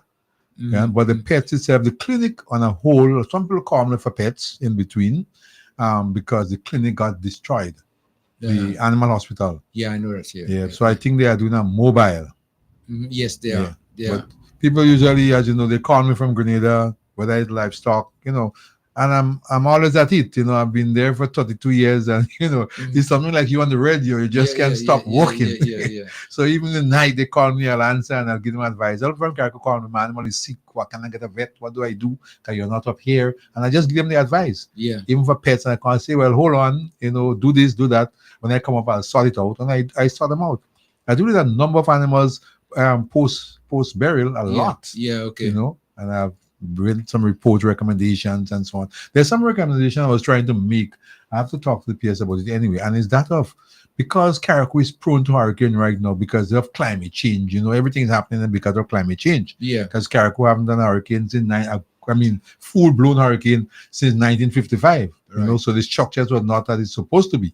But now, hurricane could pass any day. Yeah. You know, so I was saying to them, you know, certain farmers, they could build a little structure, a little wall thing, just to house some of the animals in case of a hurricane. Just Okay. you know, Yeah. even the ministry too, we build something, just a small thing like some wall structure with a gate. So when the hurricane come along, you could just house all of them inside there. Because a lot of animals died because one of the structures are boat structures. They go under and the boat, the building crumble, and the boat just crush them. Yeah. So if you have a little wall structure, it wouldn't cost you much, whether pig, whether sheep, whether on the farm, and you build that and you just close it up. The hurricane cannot blow that down easily. Yeah. Okay. You like a bomb shelter. Yeah. Okay. Okay. That is something I have to bring up to them. Yeah. Right. Yeah. Yeah, because I think that's a good thing because you lose a lot of livestock just out in the field. Well, that suggestion is a great suggestion. Yeah. And I think they should take it up as much, and even private farmers too, you know. Yeah, well, I talk about the private farmers, mostly private, because they have a lot of sheep. That, as I said, you know, in Carriacou, one person could have 60, 70 sheep in the household, and cattle and so on. And that's how they live. That's, you know, they sell them and, you know, meat production and so on. So I think that is the idea I have to bring up to the ministry. I don't know whether they'll accept it or not, but I think that's a good idea. Well, once it maybe could get some assistance too, you know, in building the structures, you know, it would be a plus. I'm not talking about a big structure, just simple something you could just put the animal for a day or two. Because once the hurricane passes, a few hours, right? Yeah. And then once everything is okay, let them go again. So what you have seen now over the last couple of months, now you see the animal stock, you know, replenishing coming back up. Yeah, they're coming back to normal. You know, people querying the first time, oh, they haven't seen my goat and my sheep, but they just come back. You know, they are smart animals too, you know. They shelter the rain, they shelter the hurricane somewhere. After a few days, they come back. So they are getting back to normal, basically. Interesting that you have said, Dr. Pitt, that about 10% of the animal stock in Carriacou may have died. Yeah. Wow. Oh, a lot of chicken too. A lot of chicken. The major, about 1,000 chicken. Yeah, died. Dr. Pitt, what is we used to have a lot of those black belly sheep. Yeah. It's just not available anymore? Or? That has disappeared. Yes. But don't they have black belly sheep here? I don't think they are pure black belly. But there are few. Yeah, okay, right. I know that I've seen some. That's in our time, Koi and Leo and Kim. Yes. But they were trying to bring it back. But I think just before the hurricane, we were talking with Adam Benson and so on, and they were trying to go to Trinidad. We did a lot in Trinidad. But here come Beryl in Trinidad. We bought it down there, I think. Yeah, we bought it to Trinidad. Yeah. But there are a lot, Every week we used to be shipping, you know, these animals down. Trinidad reciprocate? Yeah, Trinidad out of the black belly. So we were trying to see if we get some there, but here come Beryl. But I think the animals they got are good animals, so things will be better. A lot of meat. But they have not brought any to Carriacou. Not as yet. Not as yet. But you think that they, I don't know if you have seen them already. No. But you think that they brought to Grenada would be good for Carriacou as well. Well, to be honest, surprisingly, people call me from the States. I should say it on the air. I mean, they call me from the States, all from America, England. Oh, I haven't seen you. Why you are not part of the decision making with the animals they brought in and some of the guys who went to the States? I say, well, I was not told anything, so I was probably they didn't need me. You understand? Because I say, well, how do they need you? You are in charge of Carriacou and Petit Martinique where livestock is concerned or are concerned. You're supposed to be part of the team, but unfortunately, I was not. Okay, yeah. But I think they selected a couple of farmers, you know, to start the process because it's not like a one-off as far as they were told. You know, they expect to bring some more again because they would be cross-breeding them, you know, with the local animals here as well too, and they would have some sort of a grading system whereby you'd be like A1, A2, whatever, you know, to know genetics. Yeah, right, yeah. But I think they'll do well here because once I think they have analyzed whether they could withstand the climate here and so on. They did their research before they went and looked for them. I think about 400. That was the number we told her. It costs to bring it down, but at the end of the day, we will be the beneficiary. The farmers. You know, one of the things that seems to be a problem in Carriacou for those people who are rearing sheep and goat and what have you not, and they don't have them within some fenced areas and so some other folks can't plant or grow anything because those things will destroy them. How could we solve that problem? What has to be done? I mean, I remember years ago, once you let go your animals, they end up in the government pound. Yeah. Huh? But that seems to be a problem. Dr. Beddo, what you have as a suggestion to cope that this problem that we have in the Lego season. Lego season. And the grass greeners grow, but they still Lego. Well, I brought up that during the dry season, and the farmers are saying, "Oh, we do not have place to keep the animal. They do not have feed, so we have to let them go. There's nothing we could do about it. That was the answer. You understand? So they just accustomed letting them go. So they said that's how we live in Caribou. So that's not true. No, it was never like that. From the truth.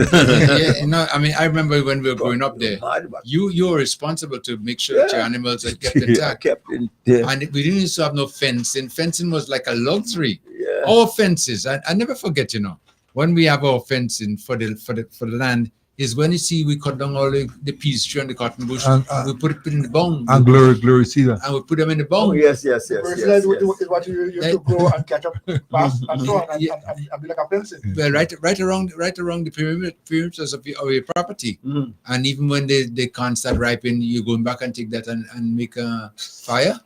Yes, go in the bung and get some wood there too. But we used to tie the animals high enough. We tying out the animals. Yeah. It's just that I think what is prevailing now and in this swap now, there's more laziness than no time. Nobody want to go and change 20 something, go to 20 something. She just let it go. No, because I used to sometimes have my animals in a place called Calvas or up in Newland, and to get there, you have to walk at least about an hour sometimes, to get to the spot to start changing them. But at least, you are out of the reach of people's garden, Well, so you keep, again, times have changed. And so the people, and in recent times, youngsters are not taught how to face life, and life is not a vacation. Sometimes there are rough days. Because talking about us, little boy growing up here, born in Fiji. After Fiji, go all in Apache and Kubawi. Look after your animals. Come back home, get you, drink a little bit of hot water and head for tongue school, come and kill you. And he's walking. I know that you have to do it on time, eh? But on time. But I think those days were, we are in modern times now and computerized, and these kids, they don't want to do anything, go and buy the KFC. When we were young, Kim, we used to have to go and take them good, and we used to have a piece of iron, or a piece of wood and pong it down. But you're lucky if you get a piece of iron, because we had to go and make stick out of wood. And sometimes when you're trying to see you drive them down into the ground, especially on some of the rocks, they're bending and they're breaking. What you guys say? Vibes FM, hold on a second, gentlemen. Let me take a call. Vibes FM, yeah, hello. Hello, good evening. Yeah, hello, yes. Yeah, I'm just hearing the vet now, and he wasn't in Carrico over the holidays. I know. Go ahead, yeah. I'm Miss Louise. Okay. Yeah, go ahead, yeah. So I have like 3 goats. I would like him to check them for me, please. I don't know how long he will be in Carrico. Okay. All right. Okay. That's for you, Dr. Pet. I'm in Carrico every week. The only time I did not come to Carrico was I don't think they had transport, but I'm in Carrico every single week. Mr. Leo could attest to that. You see me every week. Christmas, New Year, you weren't here. No, well, New Year's you wouldn't get me in Carrico. That's what. I have to go. I have to go to Wagiti Enchanted. Come on. I can't be walking 24/7, which I usually do. Well, I have to get a time for myself too. I'm happy to hear your voice here today. But you could call the ministry. I think they probably in Carrico, and I always tell people they want to meet me on the street and tell me, "Oh, I want to check on my family." Kim, I have a lot of things in my head. I have to deal with Carrico, I have to deal with Grenada, I have to deal with dog, I have to deal with cat, I have to deal with all kinds of things. Sheep and goat, people coming from America. It's not easy. Last night I was thinking about that. Everything I have to do, it drives you crazy. So call the ministry, because I say the ministry, they only work, sometimes they say no, but people just call me, meet me in the street. Call the ministry 443-6028 and tell them, look, I have 3 animals. When Dr. Pet come up, 443-6026. 626, yes. Carriacou people don't like to listen to the radio and call the ministry. Well, I knew, That is a but then problem we they said that have. the time I had the problem, you were in Grenada. And they usually say, "Oh, I call the ministry and get you." I said, "But I just call the ministry. How am I get you?" They just like to see me, Akim. Yeah. They like to see Dr. Pitt. Is that a good thing? Very good. I'm from Carriacou, Illinois. I was born. My neighbor's ring was in Dover under the Holy Tree. Kim nowhere. Kim nowhere. Yeah, I know, of course. I know. I'm from Carriacou. I was born and bred in Carriacou. I left here when I was 15, taking 16. And then they were Stringberry here. Yeah. My good friend Kim He's Gutierrez. one of us. I know your history. You see, I was a Doberman too, eh? Don't go there. I ain't good. I'm on Anyway. Okay, caller, thank you so much. Okay. Call the ministry. Call the ministry. And the number again is 443-6026. 6026. Call them, let them put your name down, okay? And then it'll be no problem. Let's take another call, gentlemen, before we move further. Vibes FM, caller, come in.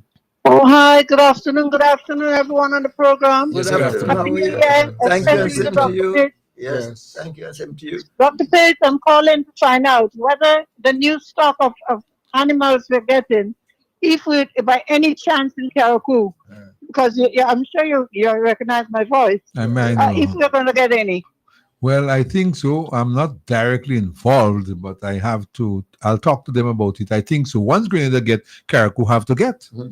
Yeah, I know Carriacou there's will no get, but question I'm about that. talking about personal. Will we get? Yeah, I think they give to each farmer. They give to the farmers probably one or two. Okay. I think probably one.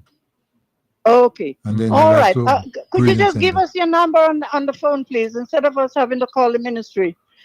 For- Because Mr. Patrick would like to speak to you. 406-6246.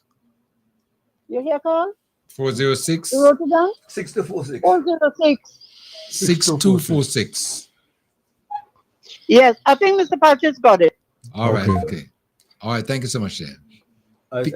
Yeah. I'm bringing the question about authentic you guys are, talking about stick. I don't know if picket. Well, yeah, well, same thing. But you see, we used to call it picket, the picker one. You see, the ones that become the cashew tree used to be stronger. Yes. So then the picket. No, well, picket is French, the same thing. Yes. Okay. and sometimes you get a regular piece of wood, Yes, and you make a stick. Yeah. Stick and picket are two different things. Yeah, no, it's same thing. Same thing. No, what's the two different things? I mean, the stick and the picket. Well, I should say different. I mean, they are the same, but we do it by different names. Yeah. Yes. But the good ones, or the picket. You see them when you get them cashew tree and them hard trees, and you make a picket out of that. That good, you could use it and use it and use it. Or sometimes the stick, you start to pong it down, bam, you break. The all kind of thing happening. Next thing you know, he ain't going down. That is so. When I was listening to my Haitian tenant, and she said that les poules la piquette doivent faire l'explication. You know what that means? No. C'est one full time cockroach biting in the face. So, you four rounds the cockroach, you're lucky, but when you tie the foul, cockroach ask the question. So, okay, no, yeah, those kind of things we grew up with them, but sometimes we didn't even know what they really mean. Yeah. But when they, your older ones tell you, well, I did grab a picket, you figure that there was a difference. Well, that's the French influence in Carriacou. Okay. Because only one French, that white part was spoken in Carriacou.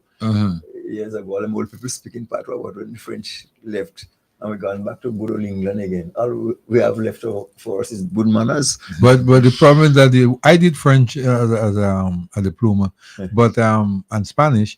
But when I when I went to Cuba, the Saint Lucians and the Dominicans and the Guadalupans and the Martinicans, they should show off on us. So when I did my French, they couldn't show off on me because I understand the patois. You understand? But I was saying that to see that our foreparents, in my grandmother, she was from PM, they used to speak patois. Yes. Real good. But when we come around, they just stop and they start to speak in English. Yeah. So hence the reason why we did not gravitate to patois in Carriacou. Right. Do you think a lot of the other countries, the four parents taught them patois. Dominica, all of the guys, they speak patois in English. But that was the security. Yeah. They want to know the business, so they got into Yeah, but that. So in fact, the question I was going to ask was that trying to protect us? No. Well, sometimes, well, big people business is big people business. Yes, so you're on the right day. You're on the right day. You must know your place. That's it. When people- No. What you just said, because I remember, so many times I go around my grandparents and the colleagues there, and they're talking the next language. I ain't know going on. Yeah. But if they're talking English, I'll be much aware, and they're not even teaching you. How to speak it and what it means. That was the problem. Because they want to keep that a secret. So when they're speaking, they could speak in front of you, and I thought that was a security. security. It's like so Leo probably remember Remember you stayed in Green for a while. Remember the soap factory in Tempe? Yes. The guys, they went with it, they died with it. They didn't teach anybody how to do the soap. Remember that guy? Yeah. And that's the problem we used to have long ago with the old people. That's in Tempe. In Tempe there, right by Coke Factory. Yeah, I heard of it. There's a soap factory. Now we have to import soap. Yeah. But They didn't teach anybody. Yeah. So that closed down years and years and years ago, and then they just stay like that. Similarly, here in Carriacou, we had a lime factory here. Yes. I mean, we could have been producing not one. Right. I'm just saying, we had those stuff here, and they would allow them to just go. We had cotton ginnery. Oh, cotton boy. Go through Crixton. Go through Crixton and see the old factory. Factory there. Yeah. And all the boilers and this and that. Yeah. And so So why can't we revive those things and mix juices? You see, because what happened, the knowledge wasn't passed on, I believe, to make it continue. In other words, like maybe a family or maybe, whatever might have owned or close relatives. And they just didn't want to extend that to the public. So when they die off, whatever, and one couldn't handle it anymore, that was the end of it. But I remember as we go and pick cotton and ala root, all the things just gone in Carriacou. I mean, cotton was a big thing in Carriacou. We had to go and pick cotton. Yeah. There's no cotton in Carriacou now. No. But you see, that is not because they can't be in Carriacou. Who the youngsters are going and pick cotton now? I mean, I up by me where I live, there was a cotton tree, and this time I pass and I look at the space. I feel a hole because I know the value of cotton. Before not Ivan, Beryl, and it used to be bearing all the time. I used to go and be picking cotton, but the point is, it's possible that we can grow it here, and it can be a business as it was then. The cotton ginnery, man. But the cotton is a lot of work because anything go on the cotton. Well, you see, that machine. No, we don't have to pick it with the hand and clean it. A lot of things through the cotton is a lot. There used to be a lot of work. Somebody will be the system. Sometimes they ram in the bag with cotton, put a stone and wet some and cotton. More weight. I mean, that was something else. I never forget it, But I never liked picking cotton. I never did. Never did. As a matter of fact, I remember one time they sent me in a tongue to sell the cotton, and the cotton was dirty, and they spread this tarpaulin right in front by where you have the cooperative bank. That's what the chain was, right? Yes. And in the hot sun, I had to clean the cotton. Boy, watch. You don't like it? No, I take the cotton and I put it back in the bag. I put it on the donkey. And when I just in Bel-Air, I dump it. I know I get in licks. Confession. I get in licks and the licks go cool. Yeah. But I ain't cleaning cotton and tongue. Joking with it, right? Something I want to ask, probably anyone could answer.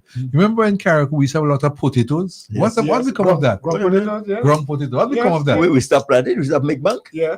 We just stopped make bank. Unbelievable. Yes. And we still not doing that. Just yesterday, I purchased about maybe almost 10 pounds of potatoes, From Carriacou? In Carriacou. Big potatoes, As Yeah. a matter of fact, going to eat some of that when I get off the program because I love it. But the thing about it is that those were produced in almost every person's property. Yes, man. But we had it. And even though when we leave Hillsborough School are going down to Leicester, they used to they'll dig up and rip the potatoes. Yes. And then there's some little remnants of some bushes we call it patat levy. Yeah. Well, they go again, they big as my finger. Yes. But when you get them and you boil them, What happened to you, man? yeah, man, patat liver is the best thing. Yeah. So all those good things, boy, this man. Yeah, something we all used to have us here regular a lot of tamarind. Well, I ain't seen much tamarind tree now because not all, but because tamarind trees are strong trees, so they can break easily. They still got a Yes, few. They still yeah, have quite a few, but like it was by roadside, almost over the place. We used to pick them and in a tin and go and sell it, and because they should send them to Trinidad. You don't find much of that happening anymore because you see that was our source of sort of revenue too. There's everything we remember we was talking about cotton seed and lime and lime oil. Yeah. Huh? And coconut. Exporting lime oil to England. Yeah. Huh? So why is it really and truly, I'm asking generally, why is it that we can return to those things where we can sustain ourselves? You see, have all these things. Okay. And I know that do it in the way in which we used to do it then, but do it in a modernized way. We have what kind of things now going for us. Well, so why can't we do it? Well, no, because Cutlass can post and share and like. That's what Cutlass now is phone. Yeah. Yeah. And in Caracol, the only fruit we bear in is styrofoam box. That's how the styrofoam boxes are bearing in Caracol now, Every time somebody food in a styrofoam box. Yes. That's the garden we have now, It'll be very difficult. This is modern time. You won't get the young guys to go out and do these things, regardless of the modernized technology and so on. You wouldn't get them. No, they don't. Everything's advanced. No, but if we could implement a lot of agriculture could be done in different ways. I mean, for example, short crops and tomatoes even. I mean, how much for a pound of tomato? $10? Yeah. About that now, yeah. Yeah, and okra, you don't have to with it, No. So it's not everything having to go in the mountain or a donkey or something. So, but a nice small patch. My boy PPM, when they have the little greenhouse and so on, but you're just lazy, man. Young fellas lazy. Yeah, that's what it is. You see. But they worry about land. Just take example of Israel. Israel is a small piece of land, and they are real top class in agriculture. Well, you see, because they use the education to work with what they have. Yeah. But Colorado Westland, for his size. But it's not being utilized. That's well, of course, it's called Westland. And who is going to do it too? Because the younger generation, they're not interested in that. I mean, if you open up a cell phone factory, yeah, man. They're standing in for the door from 6 in the morning and those on 6 in the morning. Because there's so much of land, Kim. I went to a Mabawi, I call it Platon Habitville? Yeah, way in the back of Hermitage going down there. Kabut, yes. I was shocked to see how much land they have down there. Yeah. Waste of land. Yeah, Alexis. And they are doing nothing with the land. Yeah. I went way on the beach. I was shocked to see Kabut big. Yeah. A lot of land there. I say, wow. Well, if you go even to La Pointe, you go La Pointe, you already retreat, where that is on the Leicester side. Now, Kabut and so on, the Pitcairn side. But don't they have a lot of lands down there too? I think it's important that we should do a real assessment and do a cadastral survey to determine our land, our land space. Well, listen. Because, you walk around the island, you drive around the island and see way out of bush, forest. And it's a land that can be used productively. But could need to be formalized. They even in Hillsborough. You have land sitting there, nobody knows which one, that. None of cadastral, so nothing's been paid. It's a lot of things that we just leave and come to see the Jacob. Even my guess. No, but you're quite right about that, And this is something I think, at some point in time, I mean, in my song, that government sometimes don't want to step in to, with a big stick and start making this kind of a, But I believe it's important if we have to move forward. Yeah, you have to. We have to make certain decisions there that may not be favorable at the time, but it might be unpopular. But you might have to do it. Vibes FM, landline caller. Hi, good afternoon, Mr. Kim. Yes, good afternoon. Yes, Mr. Kim, you do thing already, we buy. You take all them people cotton and go and throw it out. I could talk now because nobody can beat me now. Well, here he had a young man they used to go and sell books. Yeah. So he was to every house, he go everybody complaining that I don't have money, buy things bad. When he hear that, he take the books and give them. So when he go back home, they say, buy the money. He say, give them the plan and the books to carry that money. So time for registration now to go in college. He know the date, he know the time, everything. When he go, everybody going up with the line. You have to have your money to go up with the line. He go without no money. The man say, boy, you crazy. See, I registration, you come in all your money. Say, boy, come on in the line by you and walk in the line. No, go and sit down on the Friday. He said, you sit down there, everybody going up, they pay the money, they're going up. After a while, they hear them call. Go to this day, where they go, somebody pay early, pay 5, I say, my God, I'm coming there. I remember now, you say you're going when you reach you taking the Catalan. Yes. I wish you had a boy, I know when you do that. I want to do him, boy. Those are the days. Boy, man. you do a lot of wrong things here, What boy, it's good. It's good you could confess now. That is good for the Yes. All right, guys. Have a good evening. You too. Take it. Next caller come in. Hello. Good afternoon. Yes, good afternoon. Good Yeah. afternoon. Afternoon. Happy New Year to everyone. Thank you, and same to you. Mhm. Yeah. Dr. Peter could remember Groundnut boy. Groundnut used to be a big thing from Karakutu. Bags and very bags. big, very Cocos, big. we used to call Cocos bags. Yeah, Groundnut used to come yes, to Grenada from Karakutu. Actually, I forgot that one, Yeah. Groundnut. But you know which is the village with the most groundnut production, Dover. No. Yeah, it used to be real Groundnut coming from Karakutu. I used to be watching Cocos bag and Groundnut coming up. Yes. Yes. Because years ago, people used to tell you, don't go with Belmont man, otherwise you've dressed us in groundnut garden. Yeah. Yeah. Yeah, man, Belmont. But you know what caused all that, right? That 20-something years, Yes, absolutely. almost 30 years. Of miseducation. You're so right. Yeah. Yeah. We lost it. One of the things I want to make a quick point on is the animals production. I so please, and what I have to say about that, I don't know. When you remember in the Bible days when they say this man was rich, you think what he was rich with? How much animals he had, you know? Yes. Camel and all kinds of Yes. things. Yeah. He had some cows, a lot of And cows. also, money. yeah, it's not money. It was how much animals he have. How much this one? Jacob, not Jacob. Well, yeah, let's say Jacob. One of the richest man, Nicodemus, and all those guys. Animals, they had how much camels, how much sheep, how much cow. You know, that's what they used to count as riches. Yes. So we had to go back to roots. You know. Right. We have to go back to roots, and we have to eat what we grow and grow what we eat. Yeah. But we lost So I that. hope the groundnut production come back because I like nuts. I like groundnuts. Yeah. You know, at one time, caller, I don't know if you're aware, but there was a cooperative in Mount Pleasant with Best, Kayan, and the guys. Groundnut, even Engine, who is still alive now. Yes. Yeah. They had this groundnut, this groundnut. Yeah.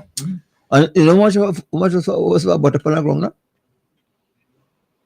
No, I didn't know the price. I can't remember the price. 25 cents, and it was there in them days. Expensive. yeah, that would have been expensive back then. Yeah. 25 cents. Yeah.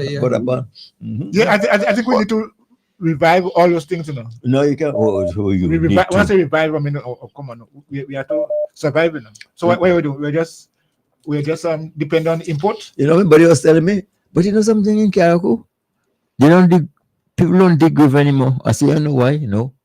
I say, when you were growing up, who used to dig the grave? Not the old people. So you will know why you want to dig it. all the people die out. Yes, and you will know you're going to dig it by complaining. So you expect everybody to want to dig it.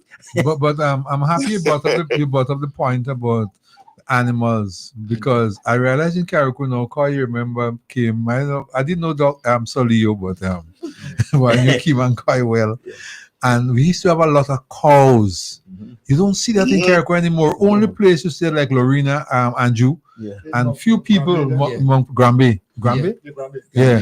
And people they don't wreck cow. That was the main thing in Carriacou. We had to go and I had about 5 cows, you know. Yes. Run the cow down in Bialo in the pond to drink water and come back up. But in Limble, no, they don't have. Limble, you had some no horn bull, boy.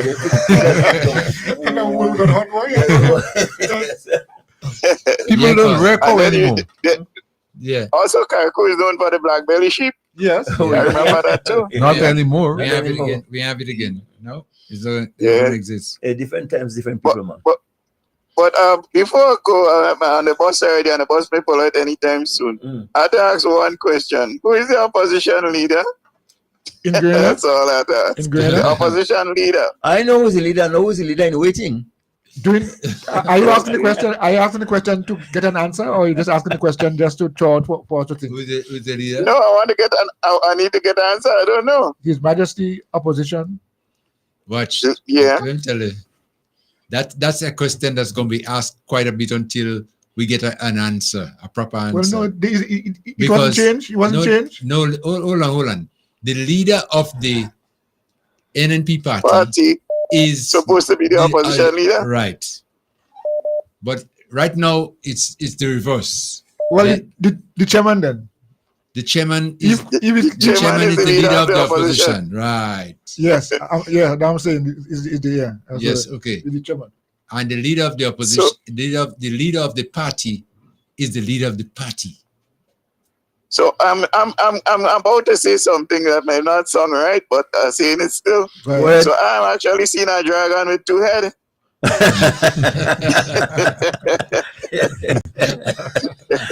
one thing, they're not discriminating a male and female. Yeah.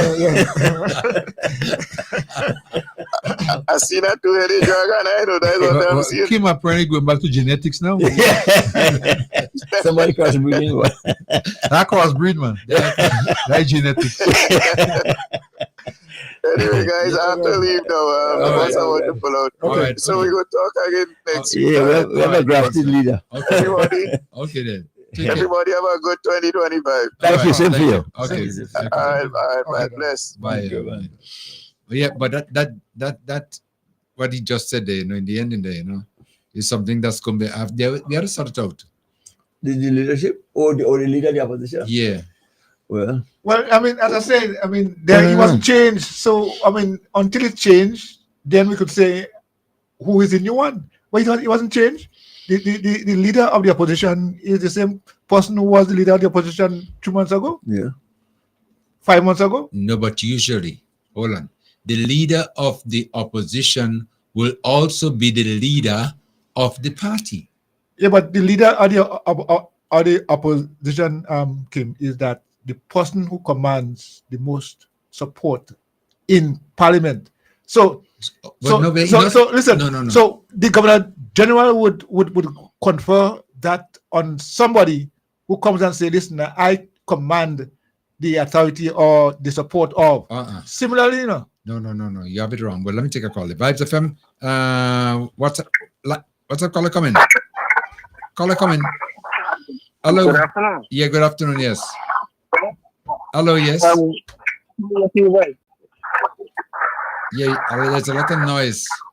Hello. Okay. Yeah, but you a lot of air on the phone or something of the nature. You driving? Yeah, a lot of wind. It's a way. Yeah. But anyway, I'm just calling to say happy New Year to you guys, man. Well, thank you. Thank you. Same for you. Yeah, and I like the conversation you guys have, because I remember some of the boys going from Gojo to Pele with 20-something cold. Okay. From my grandfather's deep water. Okay. Passing up by King Tower, going up the hill up there. Yeah. I don't know if they closed down that. I don't know if they closed down that road now, but no, it's still there. I think it's still there. Yeah. Yeah, so I'm just calling to say happy New Year to you guys. All right. Okay. Thank you so much. Thank you. Okay. Take care. Okay. Bye. Okay. Montinel Road. Yes. That was a road, man. That way, that is where I That is grew up. Williman? King Saul. King Saul, yes, Solomon. Yes, King Saul. Yes. Kim, it seems like you get an island. You get in worldwide broadcast now. Yeah, well, you know it is. They call him from the car. I was calling from the subway. Yeah. I was talking from the subway earlier. I was so surprised myself. Yeah. You know, something that I remember growing up the same mountain road there, not far, by the tower, in Bel Air there. That whole area there used to be a place, a government-run place, where they used to bring cows and animals inside it and pay a monthly fee. Yeah. Yes. Yeah, I remember that. I mean, but of course, you know, they sold the land and everybody's taking a piece and so on. But that concept of providing support to farmers, because at the time they might not have had a place to tie it and to look after it. And that's why the pond is there now, still there. For the water. For the water. We used to bring our animals there, you know. But in Belle Park. Yes, That's what we used to call it, Belle Park, you know. But the government would provide that service because you wanted to rear animals and you didn't have land to rear. In other words, to be a animal farmer, you had to have property to tie them on, you know? Or beg somebody up in, like we used to go in Newland, Calvas, you know, up in, Montanel, way up in the bush and tie your animals because you couldn't do it around regular people's garden. Yeah. You crazy? Let me tell you, let me give you a statistic now. Petite Martinique has more employed and producing young men than Carriacou.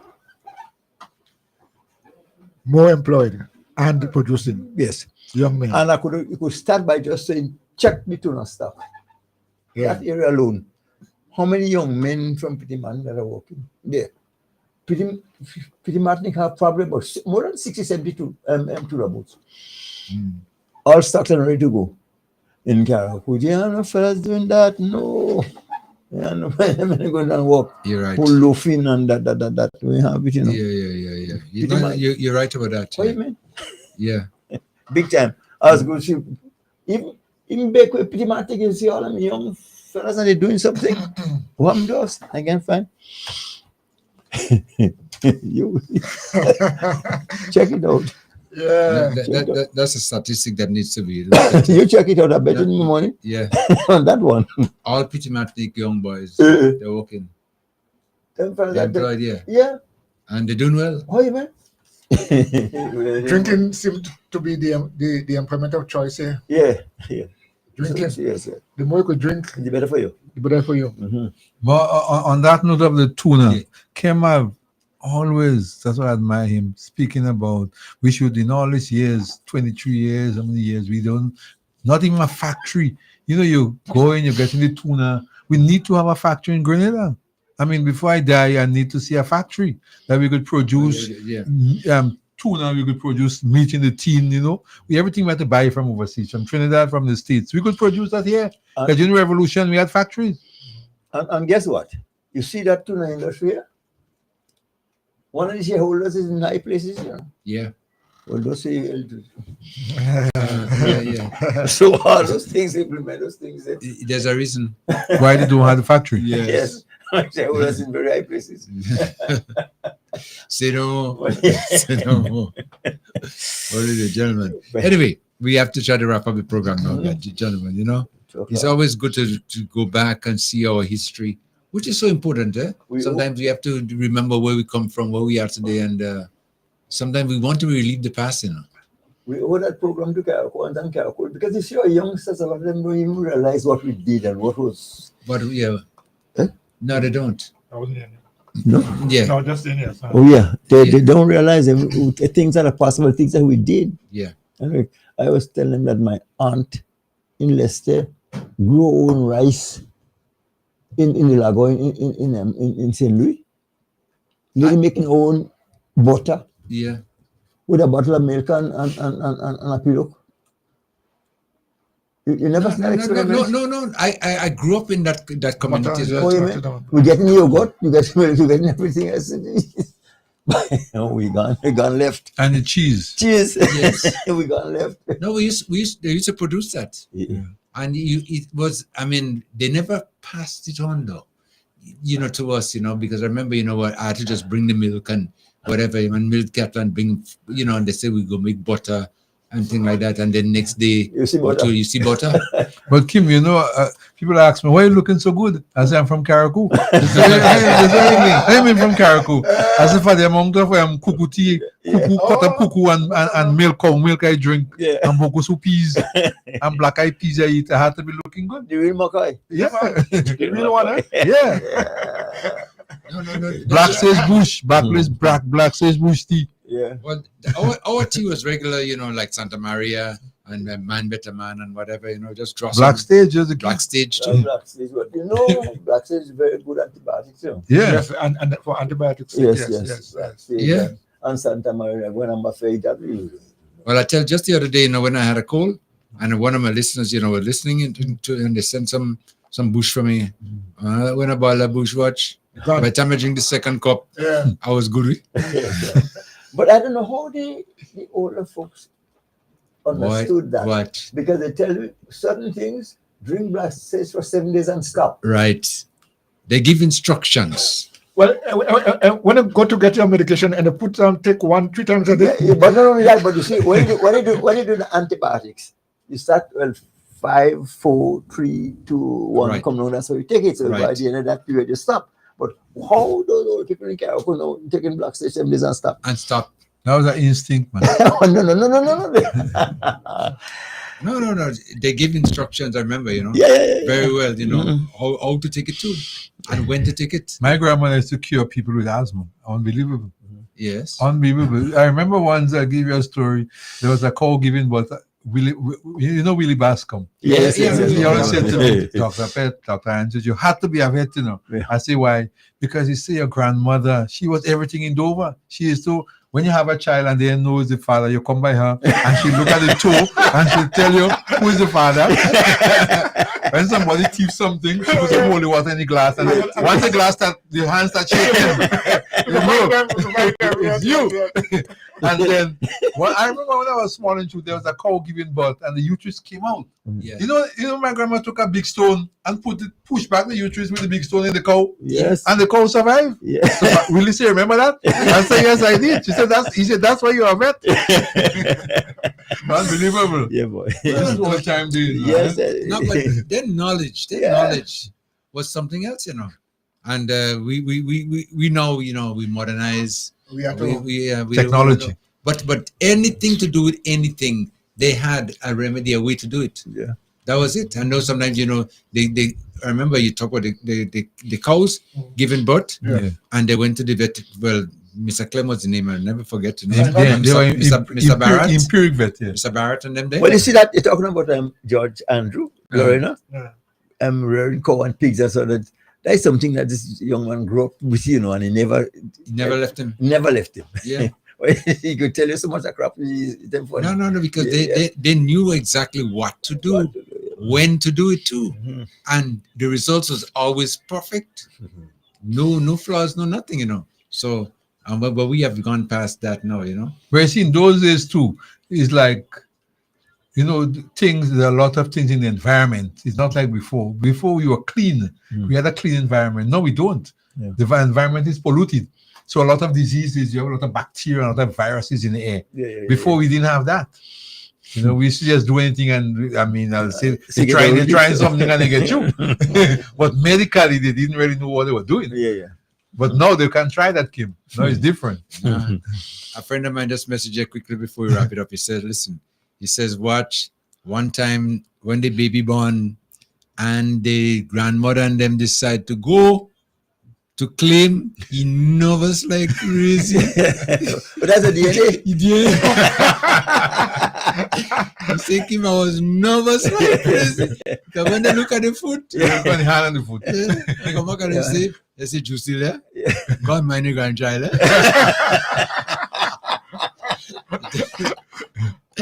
Yes, that's it, Yeah. I mean, the knowledge and things that these people had. They had wisdom. We don't have it. We don't have it. We depend now on too much DNA technology. We don't need that. Now they watch you, they tell you, your business long time. They take a sprang on your hair and they say that you go, if you unsure the child, you say, come baby, come, let me just play with you. You take a sprang at the end, just go and do the DNA, they know that.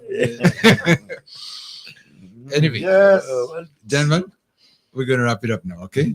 Dr. Pitt, it's always a pleasure having you in the studio. You very well know coming by to, interact with us, and being a Caracoan too, makes it even better. So we could, reminisce, go back to the old time, talk and see exactly where we were, where we are today, and maybe what we could do to move forward, Once I have a free time, I'll pass in. Yeah, okay. All right. well, let me say today it was Speak Out Unfiltered Light. Because I think we're just getting back into business. Yes. But we need to up the ante because we have a job to do with regards to sustaining our government and improving our island. It's super important. We cannot afford to go back to them days again. Not at all. All right. Okay. And so and Cox. I mean, I find for the day you will say no. But yes, I think I want to leave us with the thought that our education system needs an overhaul. We cannot continue with this in this way. Things as civics ought to be a prominent fixture, not only in the schools but in the homes. Parents have to learn how to understand that they have a role to play in educating their children. And it should be left up to the school to insist on civics, saying thanks, saying please, and thank you. These are still some very good things we should embrace in this life. Okay. All right. The views expressed on this program are those of the host and guests and not the views of this radio station. And that's just a wrap up our program for today right here on Vibes FM. We want to thank you so much, our listeners, those of you who participated. Always a pleasure being here, doing the program for you every Thursday from 10 until 2 p.m. So until next time, I'm a humble servant, yours truly, Kim the King. I'm so glad to be with you again. You take good care. Until next time.